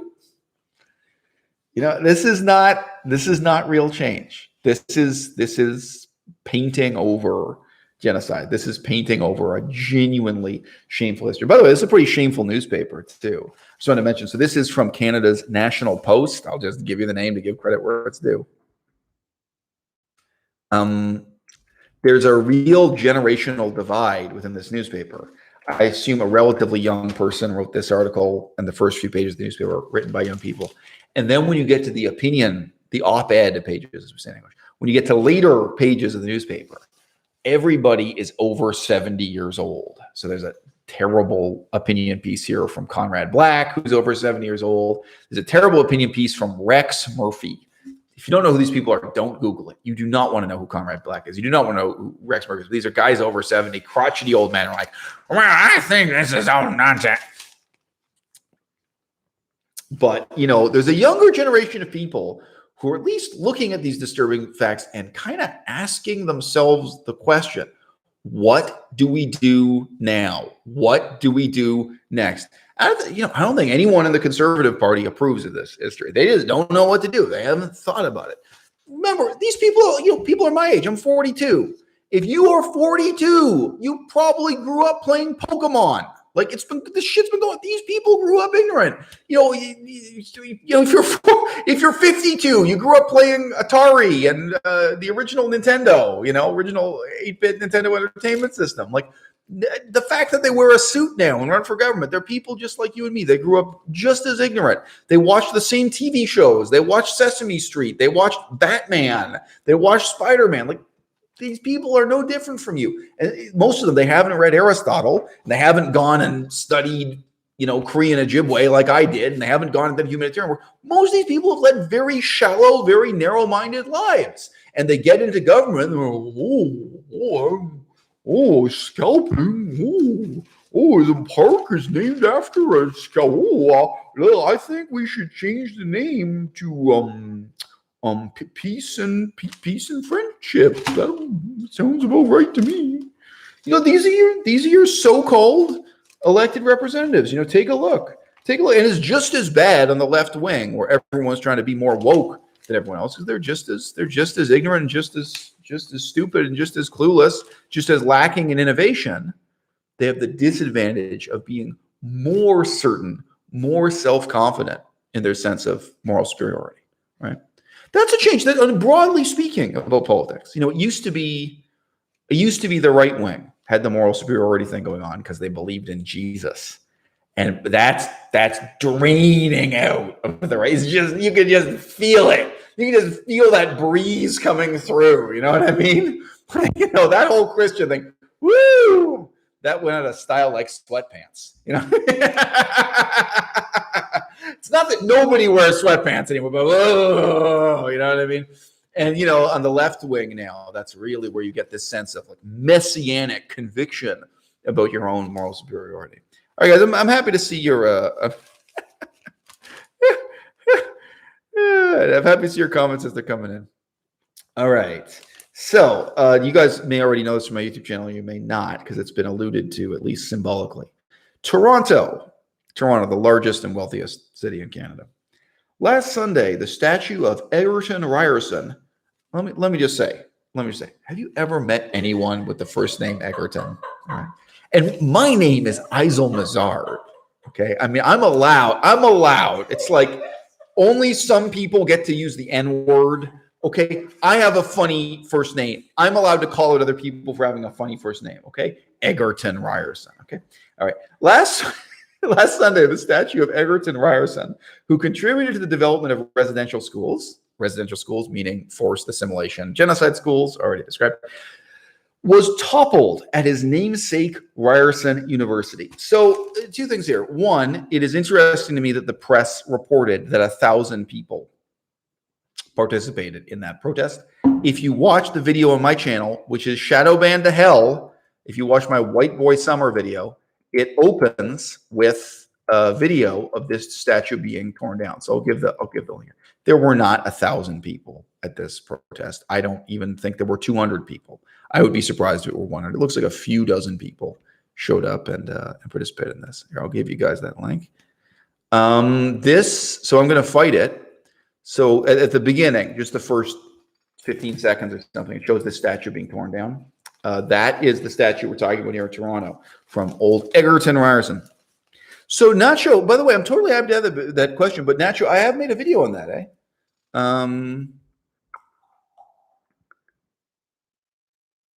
Type that in. I have made a video on precisely that question. Once in a while, I got to kind of stay on topic. And so the video has nom de guerre in it. I can give you the link. Yeah, I have a question here about why my name is what it is and how it came to be what it is. And yeah, I remember that being a pretty entertaining video, actually. So it's 31 minutes long. It's not in the scheme of things. It's a long story. It's action packed. I had a long story to tell on that. But yeah, I don't think I should digress. Oh yeah. No, Nacho, I'm totally happy with the question. I call this YouTuber's privilege. I got a question the other day about what I think about cats and dogs. Domestication cats. Like, look, guys, this is a good question, but I've made that video. You can watch several hours of me telling you about domestication of cats and dogs. I'm not going to stop what we're talking about now and get into it. So yeah, once in a while, I just have to use this YouTuber's privilege and say, yeah, that's a good question, but here's a 31-minute video I made already telling you the whole story. All right. So I was just mentioning my video is censored to hell. White Boy Summer, currently, it's not just demonetized. It's not just shadow banned. It is labeled as hate speech by YouTube's censors. So you watch that. I mean, I don't know if I want to post my video, White Boy Summer, which is obviously both pro-black people and anti-rioting and anti-violence. There's nothing. It's not racist against black people. It's not racist against white people. It's a totally positive message. All right. That was censored by YouTube as hate speech. I wrote to them, whatever it was, a day or two ago about it. I'll have to wait a couple of days and write to them again. I'm going to have to fight it again and again and again. And maybe I'll get that overturned and maybe not. You know what I mean? So, all right. Turnval comments. Let's make this yet another cat-themed video. Not every topic can be derailed in this way. Anyway, guys, thanks. If you're new to the audience, please do hit the thumbs up button. I'd be happy to have some more people join us here. We're now down to 39, but we have a total of 47 thumbs up. I can't remember having more thumbs up than people during the live stream. So some people were here before, gave the thumbs up, but had to leave. They had to go to the gym or whatever it is they're doing on this fine Sunday. All right. So last Sunday, the statue of Egerton Ryerson, who contributed to the development of residential schools, was toppled at his namesake Ryerson University. An insider within Ryerson University forwarded to me a hilarious set of emails of the professors fighting with one another. And many of the more woke and left-wing professors are now referring to Ryerson University as University X. Refusing to use the name Ryerson University. They also refused to use the name Toronto for Toronto and refused to use the name Canada for Canada because all of those are not woke enough. So the renaming of things, you know what I mean? The rectification of names. There's a term from the history of Chinese politics. The rectification of names. By Thursday, the head of the statue showed up on a spike in Caledonia, Ontario, the site of an ongoing land dispute between the Six Nations of the Grand River and local developers. Also in Toronto, the Church and Wellesley Village. So Church and Wellesley is the gay neighborhood. It's the gay nightclub district. Right? That's what's implied here, if you guys don't know Toronto. Also in Toronto, yeah, the use of village is because you notice that village has now been associated with homosexuality. The village, and you're just supposed to know that they mean the gay district by calling it's not a village. It's skyscrapers. In the middle of all the buildings have three. It's a village. It's residential skyscrapers and office towers. The village. You know what I mean. The village, the area with the gay nightclubs. All right. Also in Toronto, the Church Wellesley Village BIA has asked the city to remove a statue of Alexander Wood. The statue, erected in 2005, was meant to honor Wood as a forefather of Toronto's gay community, referencing a sex scandal in 1810. But the BIA said Wood, who died in 1844 in Scotland, was a member of the Society for Converting and Civilizing the Indians. He was on the wrong side. He was on the wrong side of the genocide equation there. Ottawa, the federal capital. Unsurprisingly, Canada's capital has had a lot of stuff named after the country's founding prime minister, Sir John A. Macdonald. So I'm sure nobody in this audience knows who John A. Macdonald was. None of the prime ministers of Canada are famous. We don't have a single famous prime minister, ever. There has never been one prime minister of Canada who was famous, or not even the guy during World War II. I mean, really, what do you think? So, learning the lessons of history here, people. But John A. Macdonald is the closest thing to a famous name we've got within Canada. What is he famous for? Well, guess what? Genocide. Once, back when I was studying Korean and Ojibwe, when I was in Saskatchewan, and I was enrolled in those languages and dealing with those politics, I went into this somewhat old-fashioned secondhand bookstore. I just say this is what secondhand bookstores were like before the internet kind of destroyed everything. Whole bunch of handmade, cheap wooden shelves. And they had a section which was just the biographies of Canadian prime ministers. And this is how the publishing industry works. They all had similar covers, and they were similar size and similar spines.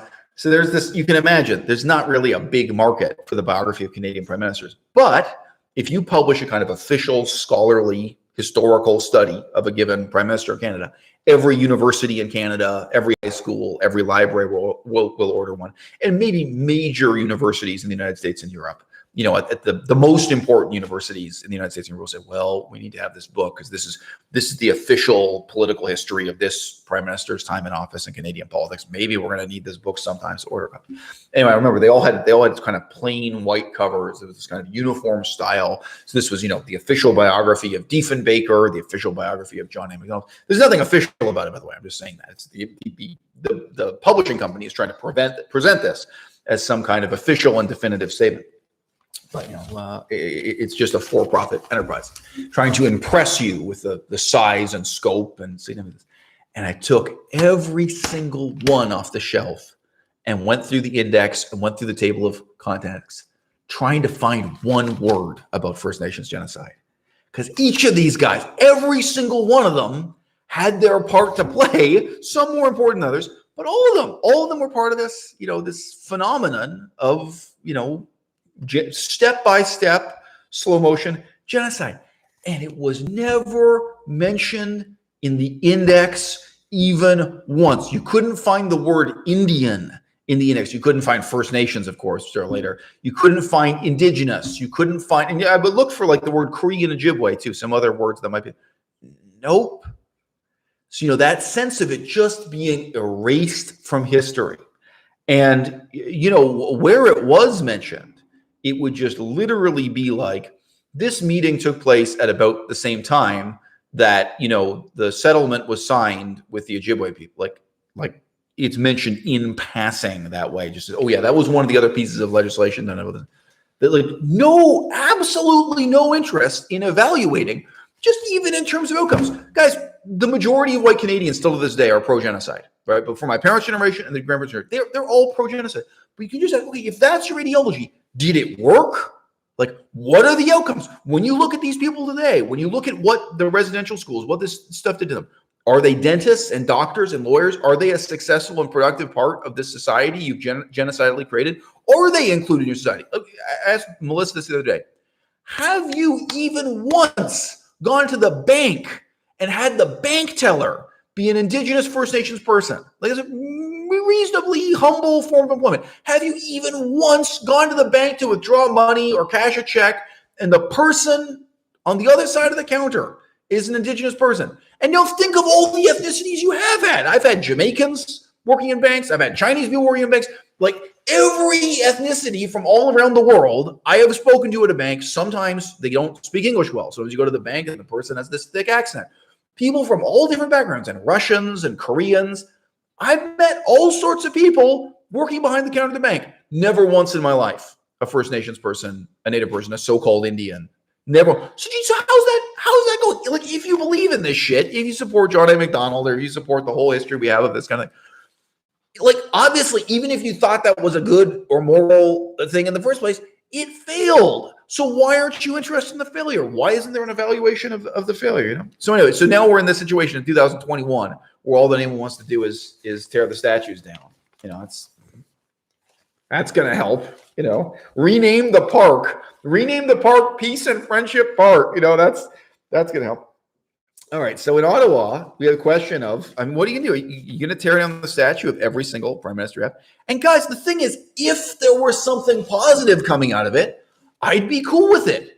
Like, I've said that if we were going to cancel the space program in order to do something positive, that money, I'd be cool with it. Like, that is destructive. I mean, things would be lost if you just suddenly scrapped the whole space program. You know, scrap the missions to Mars, scrap the international space. This is a loss, right? But if you say, you know what, in Canada, we're going to stop spending billions of dollars on what's ultimately just a vanity project to put the Canadian flag into outer space and have the Canadian flag on a shuttle, you know, this bullshit. You know what?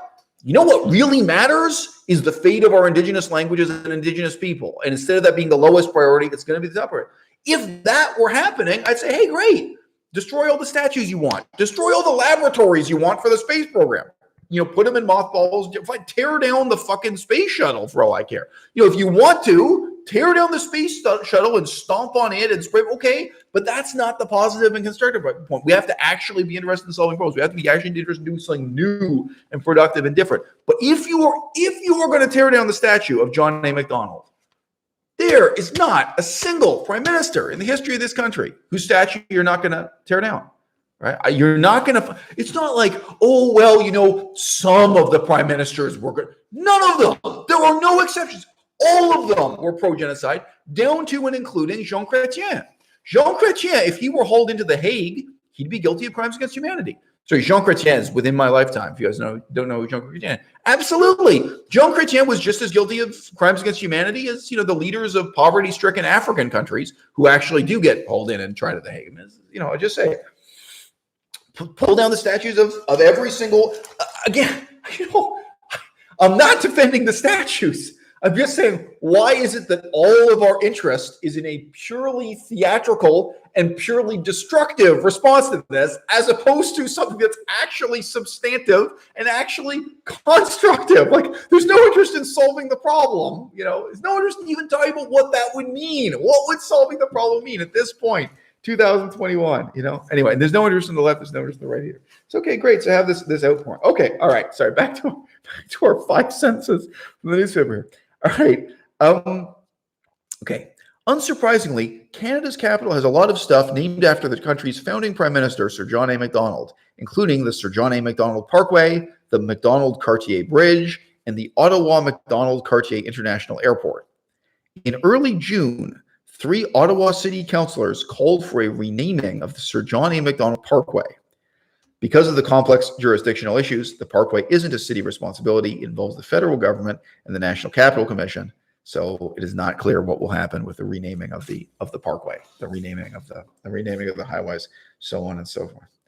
Protesters in Kingston, the hometown of Sir John A. Macdonald, covered a statue of him in a tarp and are calling on the city to remove it. Meanwhile, Global News reported there are calls for an indigenous art installation to go beside the statue. So here in Victoria, oh yeah, they just canceled. Other people are just canceling the celebration of Canada Day. Well, that'll help.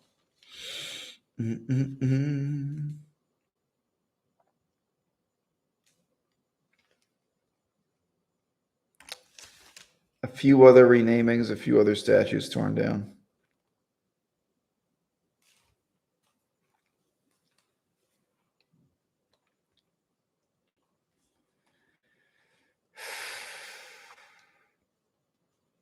Just a few days after the discovery in Kamloops was announced, so just a few days after the discovery of the 215 corpses of dead children, City Council in Charlottetown voted to remove a statue of Sir John A. Macdonald. It was taken down and put in the back of a pickup truck the next day. Quote, "A statue is not history. By removing this statue, it's not removing any history," close quote. Councillor Greg Rivard told the CBC earlier this month. So what can I tell you, folks? Pack it up, pack it in. Your history is garbage. Get a new history.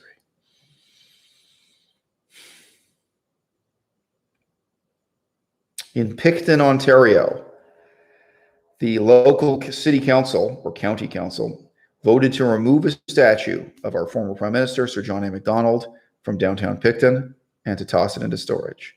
That statue, like others in the country, had red paint splashed on it. So Nacho, one of my regular viewers here, Nacho says, true history is still not taught in schools. Well, I remember when I came back to Canada, I was actually coming back from Laos, but my life already involved Laos and Cambodia, both in that whole region. I was back in Canada for something like 5 days. I had to get a new passport, and that was how I did it. I flew back and got a new passport and then went back again. So I was in Canada for just a couple of days, and I met up with an old friend of mine, who I now haven't heard from. I hadn't heard from him for many years then. I haven't heard from him for many years now. He's gone on to become a university professor, unlike myself. And I was telling him some of these basic, shocking facts about Cambodia. He was saying bullshit that he had kind of heard firsthand and secondhand from Noam Chomsky about Cambodia. Noam Chomsky and people influenced by Noam Chomsky on the left. And I was telling him, look, I don't know where you're getting information from, but the United States was on the pro-communist side in Cambodia. What? The Americans were fighting for communism? Yeah, history's complicated, bro.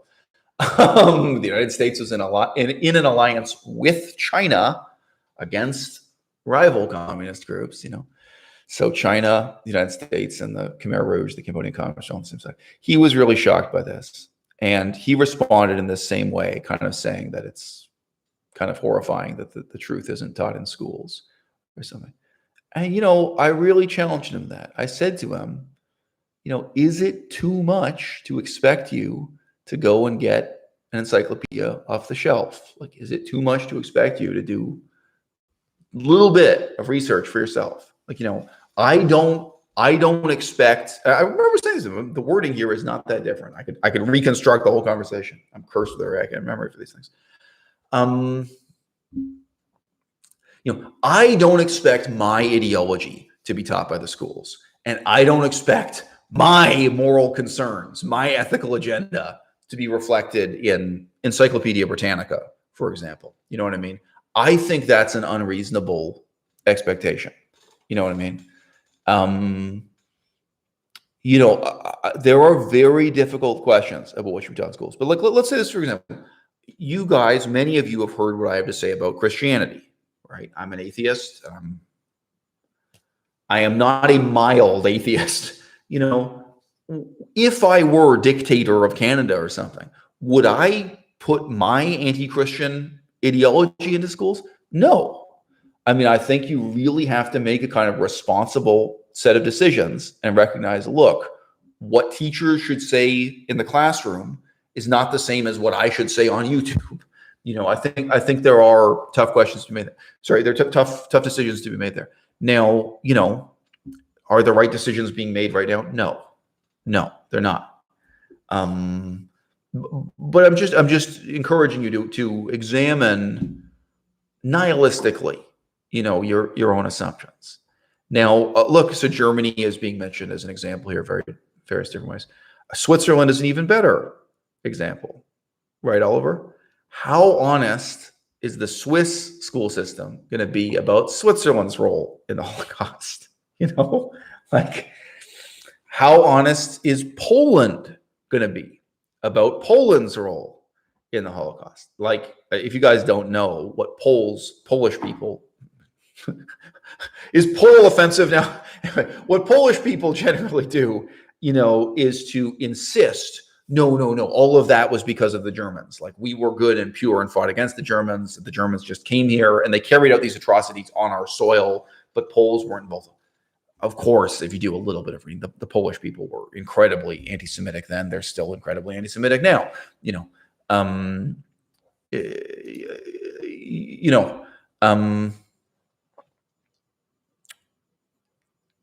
Is it reasonable to expect the government-funded Polish education system to teach the people of Poland an indictment of Polishness? Is it expectable to teach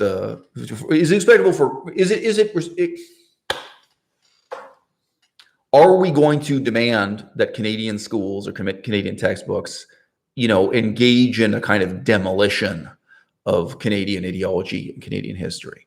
I think that's for people like me to do. I think that's for intellectuals to do. I think it's for newspapers to do too, by the way. I mean, I think it's for all of us out in the Pnyx to do, right?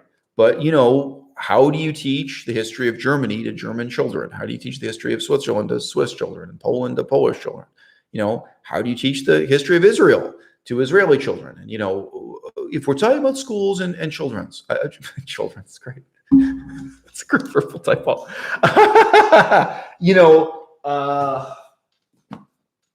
I just mentioned this. It's hard for historians to be honest themselves or with themselves.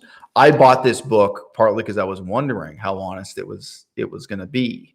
So this is about American history, 1600 to 1675, when things are real genocide-y. Babe, do you want to just grab the other book on genocide? The one that has genocide? I'm forgetting the name now. Right, Surviving Genocide. It's hard for people to be honest about this.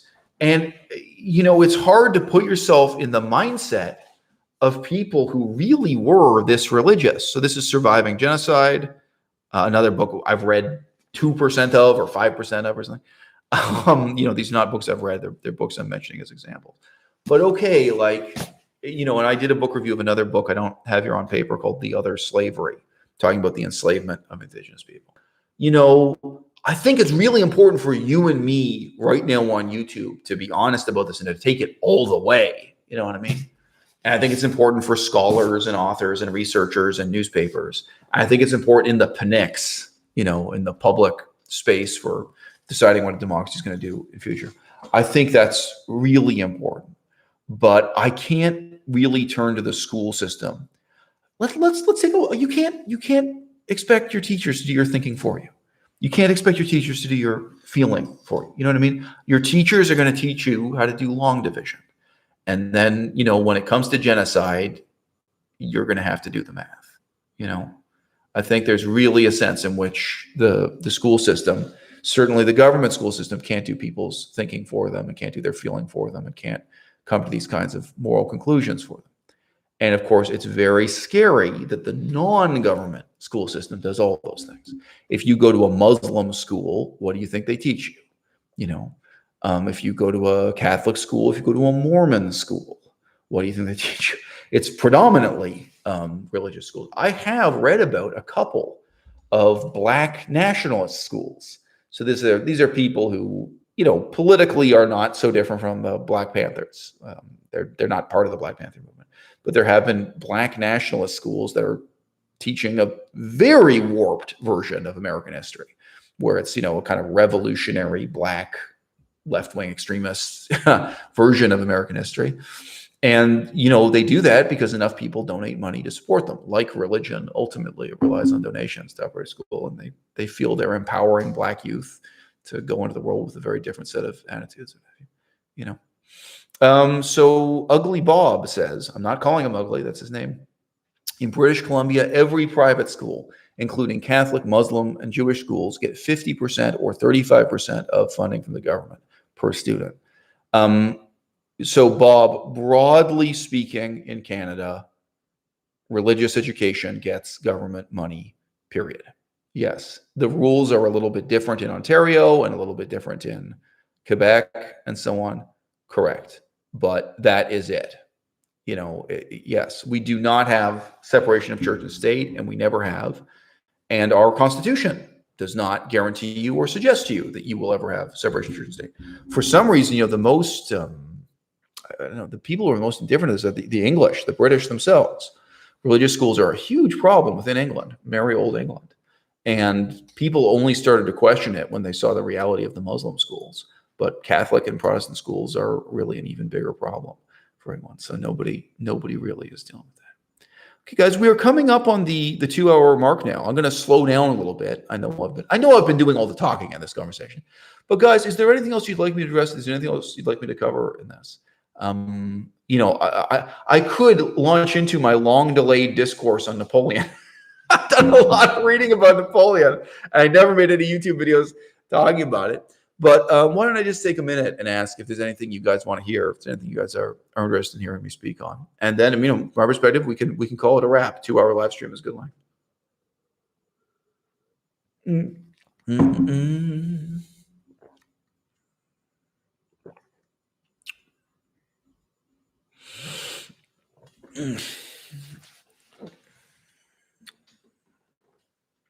Yes, so Edgy Intellects mentions the situation in Germany, where not just schools, but a whole lot of other social institutions are run by the church, but funded by the state.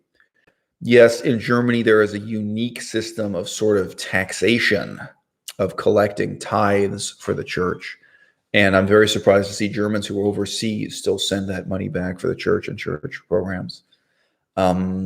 France, too, has a very hypocritical attitude on this that I have called out. They claim they're a secular country, but you may recall I was attacking them in the interest of I was attacking them on the issue of rebuilding the cathedral in Paris, the Notre Dame Cathedral. There are innumerable ways in which the government supports and sustains the Christian dominance of society. The side I don't know about in Germany, in contrast to the United States of America, is really the emotional side of it.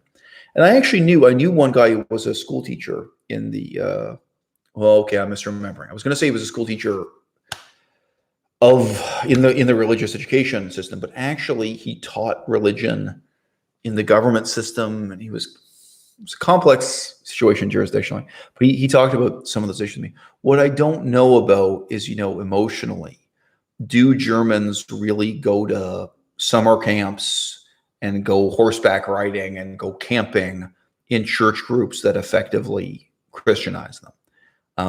I'm just saying that's a side of it I don't know. In America, that stuff is very effective. People are really kind of radicalized as Christians through summer camps, through sports teams and music groups and everything that the churches run. It just seems to me that the Germans I have met, their Christianity is so shallow and so vague. They've become such a pagan country again. To meet a German, for whom Christianity means anything at all is incredibly rare. Now, I'm an atheist, but I just say I don't know. Maybe it deserves to be studied. Why is it? Why is it that religious groups in Germany are so ineffective in doing that? But I just mentioned, even the studies of the right wing, of the fascists, the neo-Nazis in Germany, those guys barely have any connection to Christianity, whereas the right wing in the United States is very powerfully connected to Christianity. So a couple more good questions here. Frida asks, are you still reading Sallust? I have finished Sallust, so I don't think there's any more of Sallust for me to read. James Todd asks, what is your opinion of Nelson Mandela? So, My opinion about Nelson Mandela is negative. I think that most people are unaware of the extent to which his political position was created by his birth, that he was born the equivalent of royalty, and he participated in tribal ceremonies that established him as a significant person in that way, fixed by birth. And they're unaware of what the reality of the Truth and Reconciliation Commission was and what it did, what the so-called Truth and Reconciliation process was once Nelson Mandela got out of jail and took over power. Now, the other thing that people lie to themselves about is that Nelson Mandela transformed society while he was in jail. Well, he wasn't. It was all the people who were not in jail who fought in a struggle to liberate South Africa. And although I am an anti-communist, many of those people were communists, or they were willing to cynically employ support from the communists. Communism was a significant concern there. So with Nelson Mandela, there were kind of three parts to his life. There's his status before he goes to prison. There's the period in prison, and there's the period after he's out of prison. And I think all three people have, modern observers, certainly from outside of South Africa, basically invented myths about, like, how did he become an important political leader before he went to prison? What did he accomplish by being in prison?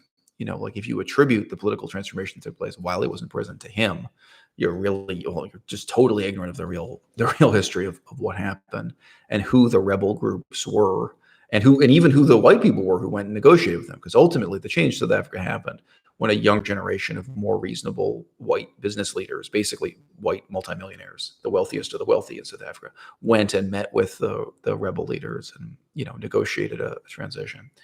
So to attribute it to Nelson Mandela sitting in prison is kind of myth.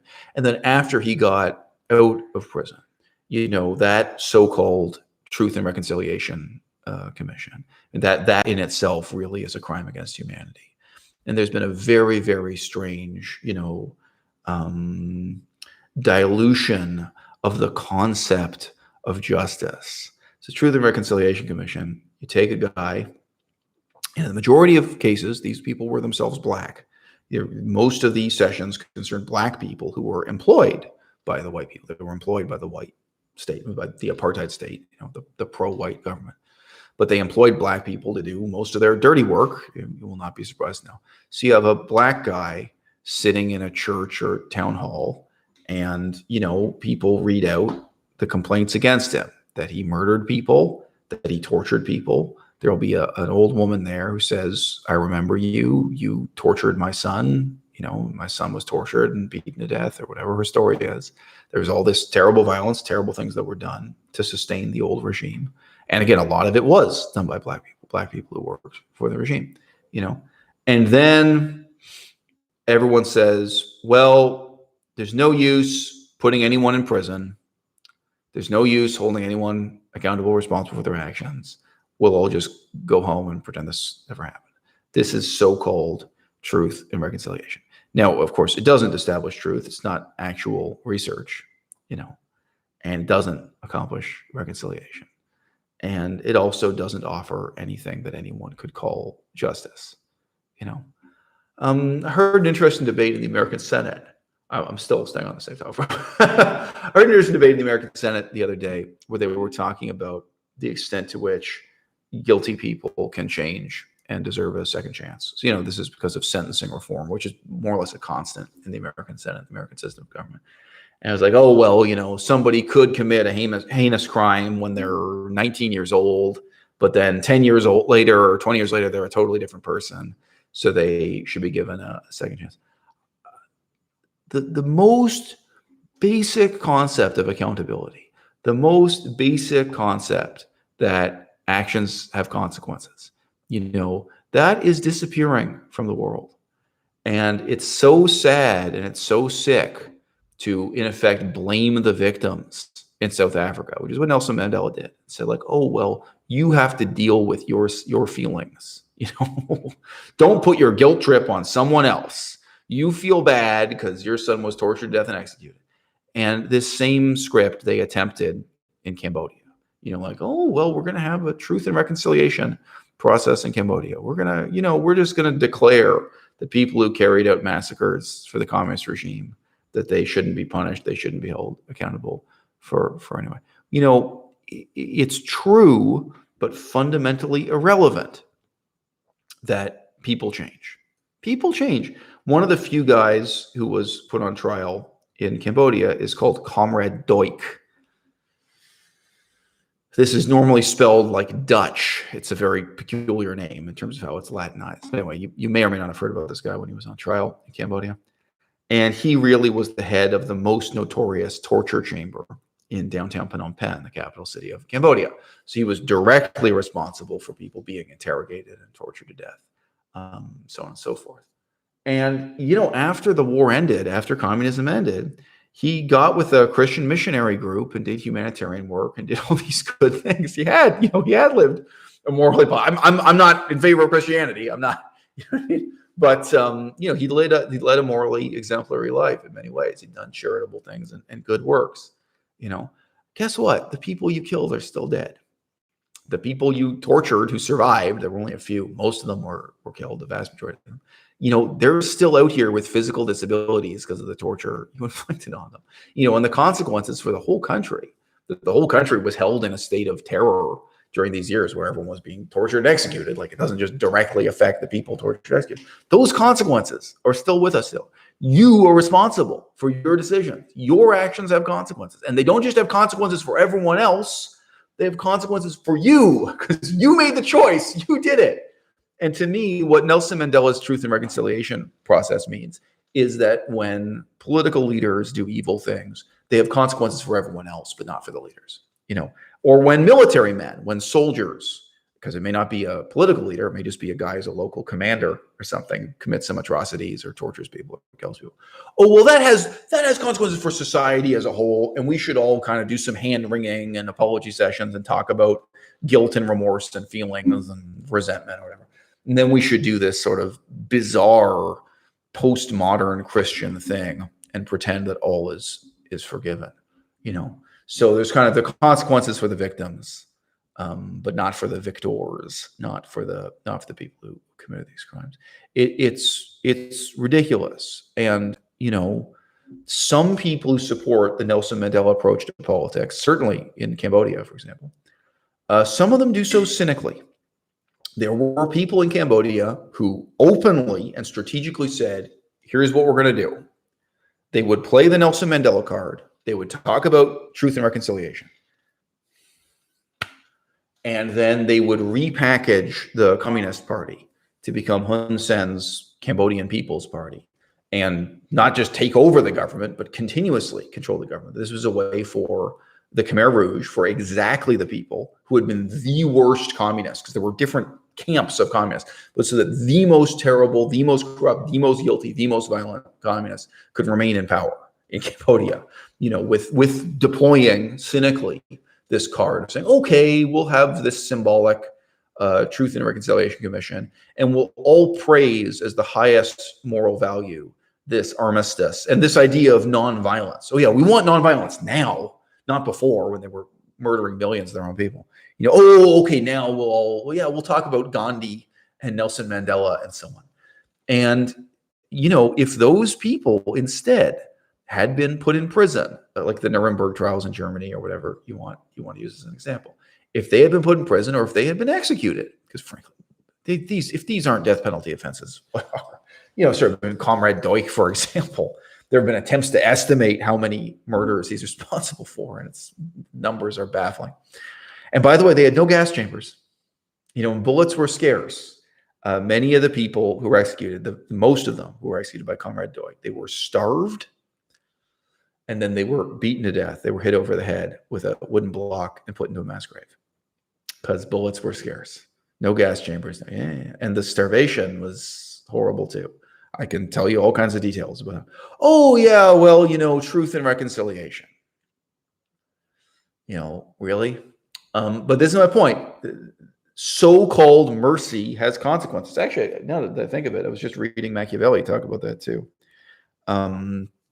You think there are consequences for enforcing the law, but there are no consequences for not enforcing the law. Like, there are no consequences for mercy. Well, you have so-called mercy towards these killers, these violent, corrupt, terrible people in Cambodia who had been the ruling elite, in case you hadn't heard, they ruled parts of the country for that whole time.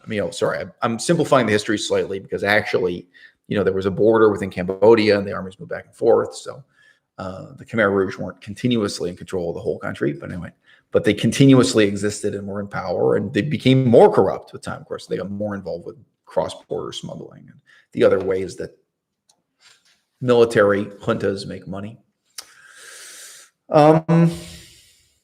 Your so-called Truth and Reconciliation Commission handed the leadership of the country over to those people, and they and their children and grandchildren still control this country to this day.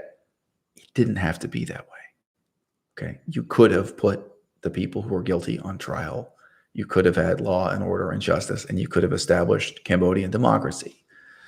You could have, frankly, you could have disqualified everybody who fought on either side in that war. You could have said, look, it doesn't even matter if you think you were on the side of the angels in the Cambodian Civil War, the revolution. None of you, no war veterans can run. Let's hand all the political leadership over to people who are under 20 years of age for a while or something. You could have a transition where you say, look, everybody who has blood in their hands is excluded. Let's really have people come up who either, were like not in the country at all. They were refugees who weren't involved, or who are under 20 years old or something, under 30 years old. But we're talking about, let's really change and let's get rid of, what was there for? So, there are terrible consequences. Now you tell me. So look, I am not an Africanist. I am not a specialist in Africa. How much has South Africa really changed? And how much more could it have changed if, there had been an interest in real justice, if actions had consequences? Obviously, South Africa has changed in some ways, but I am suggesting to you that it has not changed enough. Okay, lots of other good questions here. I'm just going to scroll through and glance at a lot of them.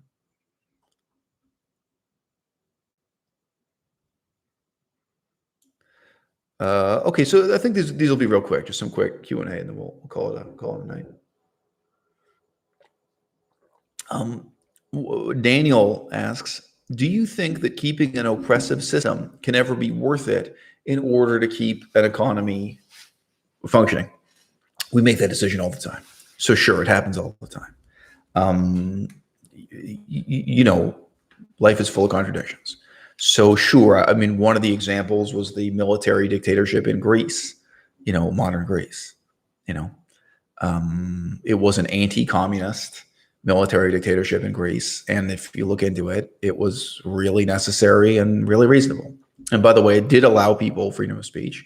It allowed people way more freedom of speech than the Greek Orthodox Church would have allowed them, the Greek form of Christianity. For the first time under that dictatorship, military dictatorship, they had nudity in public cinemas. They had sexy movies like you have in London or Paris or something. There actually was a period of transition that way.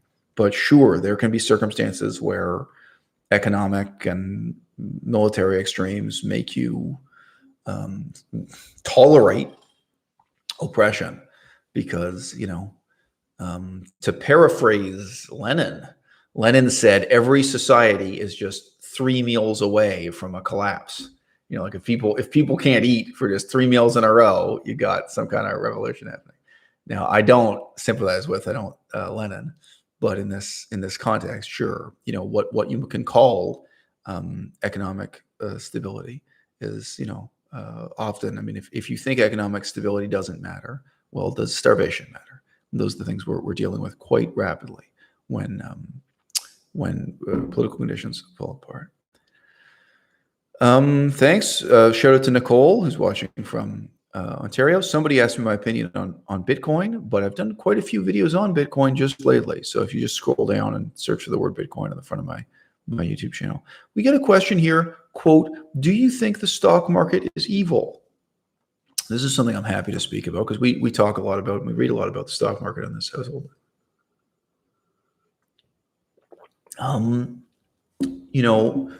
Fundamentally, the stock market is similar to a business partnership. So I'm going to talk this through briefly, but I think it's worth saying because a lot of people don't understand what the stock market is, even if they think they do.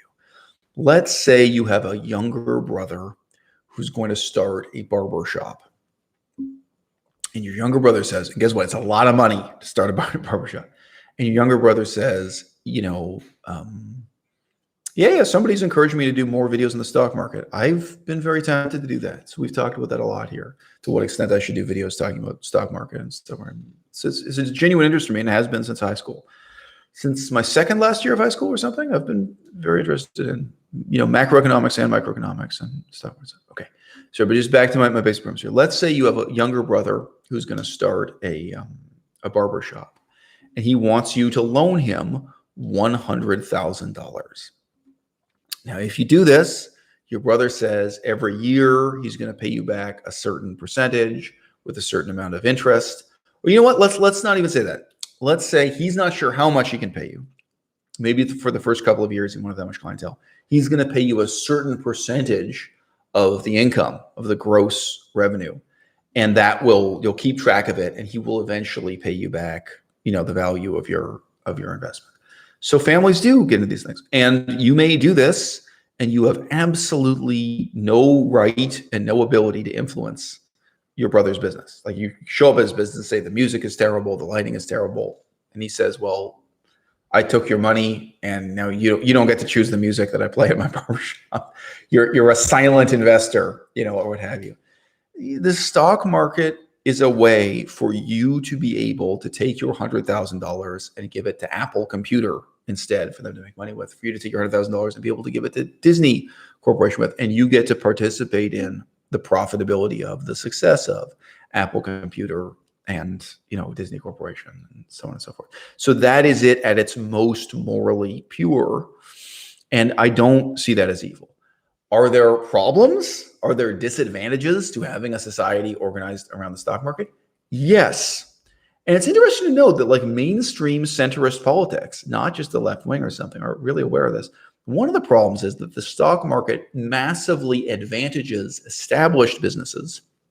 It makes it very difficult to have small startups, to have new businesses that can compete with anything or do something really original. Now, I was looking at this for the state of Michigan, but generally all of the states and all of the provinces and all of the governments in the world, they're aware of that to some extent. You have really muscular government programs to help and encourage and support small businesses, because they know it's small businesses and new businesses that do not have the money flowing in from the stock market. They don't get to play the game. So this is just one example. Now, another thing that's kind of evil about the stock market is just human attitudes towards it. A fool and his money are soon parted. There are a lot of fools willing to part with their money. Obviously, I think a great deal of what's going on in the stock market today is ridiculous. And I hope nobody gets hurt, but I'm completely certain millions of people get hurt.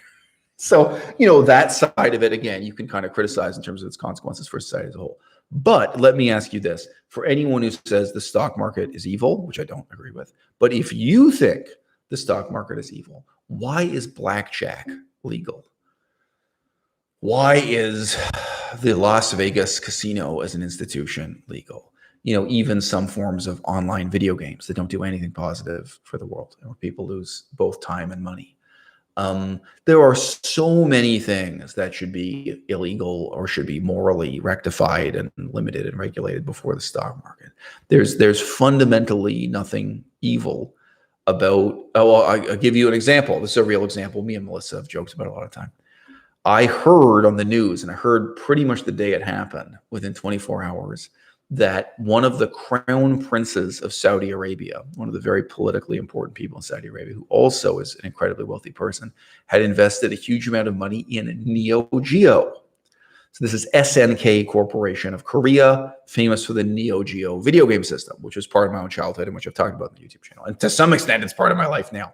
How many weeks has it been, or how many months has it been since I played a Neo Geo game? I don't know, but we don't really ever play them. But I do actually own some Neo Geo hardware and software. Anyway, the Crown Prince of Saudi Arabia too. Probably he has childhood memories of the Neo Geo video games or something. And I remember saying to Melissa at that time, said, "Look, if we take $5,000 and put it into this stock right now, I can guarantee, it's going to go up." And I don't know why. The Crown Prince of Saudi Arabia probably knows something we don't know, But this company, some people believe that it's going to be able to expand its market share in the video game market. if you really think it's so evil for people to get excited about a company like this, Neo Geo, SNK Corporation, and to say, hey, I think this company is making great products. I think they're going to expand. I think they're going to grow, and I want to join in. I want to give them my $5,000 or whatever it is. I want to participate in that growth or that success, and I'll be paid. I'll be paid some small amount, or maybe I'll lose money. Maybe I'm wrong. Maybe I'm wrong. Maybe, I mean, what I said to most of the time was also, look, Neo Geo had just put out this great product that I've reviewed on my channel. They put out this great arcade stick. It's a joystick with built-in hardware and stuff. It's a joystick that can directly play video games or can be used as a joystick with the difference. It's a great product, and it originally came out at a great price. Maybe that's all they've got. Maybe they can't follow that up with another great product or 10 more great products. And maybe that's it. You know what I mean? It's not like the iPhone where they're going to put out a new one every year or so. Maybe the stock will collapse. But no, very fundamentally, there isn't something evil about that. Guys, a YouTuber I've known for years, I heard him just saying on his channel, actually it's a stock market channel, his nose is broken and asymmetrical. I just assumed he was born with his nose looking that way. And he happened to mention on a video I saw that, no, it's because he played rugby as a kid, as a teenager, I assume. Now his nose is broken for the rest of his life. People do downhill skiing, people play rugby, people gamble at casinos. There are so many things in our society that have predictable, inevitable negative consequences, and where nothing positive can ever come out of it. You know what I mean? So if you are of such moral scruples, if you are at a level of moral purity where you look at the stock market as something that should be illegal or something that you regard as immoral, whoa, what isn't? Where are you drawing the line with any of these other things? So it's funny to me that these two are in one question, no paragraph break between them. Quote, what do you think about Freud and psychoanalysis? ? New sentence. Have you ever played Garu, Mark of the Wolves? Just a video game for the SNK Neo Geo.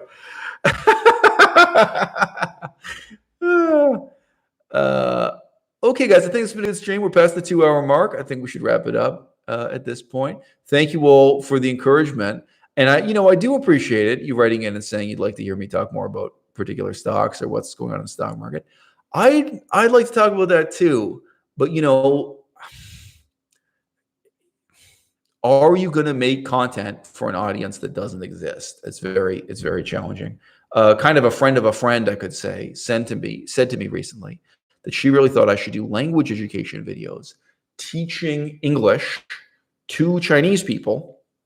If Japanese people want to tune in, they can, but I'd be presuming the audience is Chinese. Teaching English for politics to Chinese people. So political vocabulary, political history, and then I'd be able to speak a little Chinese and have Chinese, text on screen. Again, Japanese people would also be able to make use of that.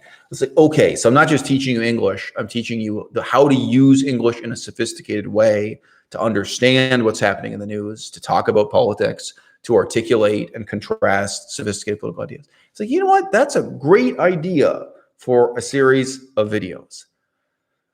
But nobody is going to pay me to do that. Like that, when you really think about it, that sounds like a full-time job.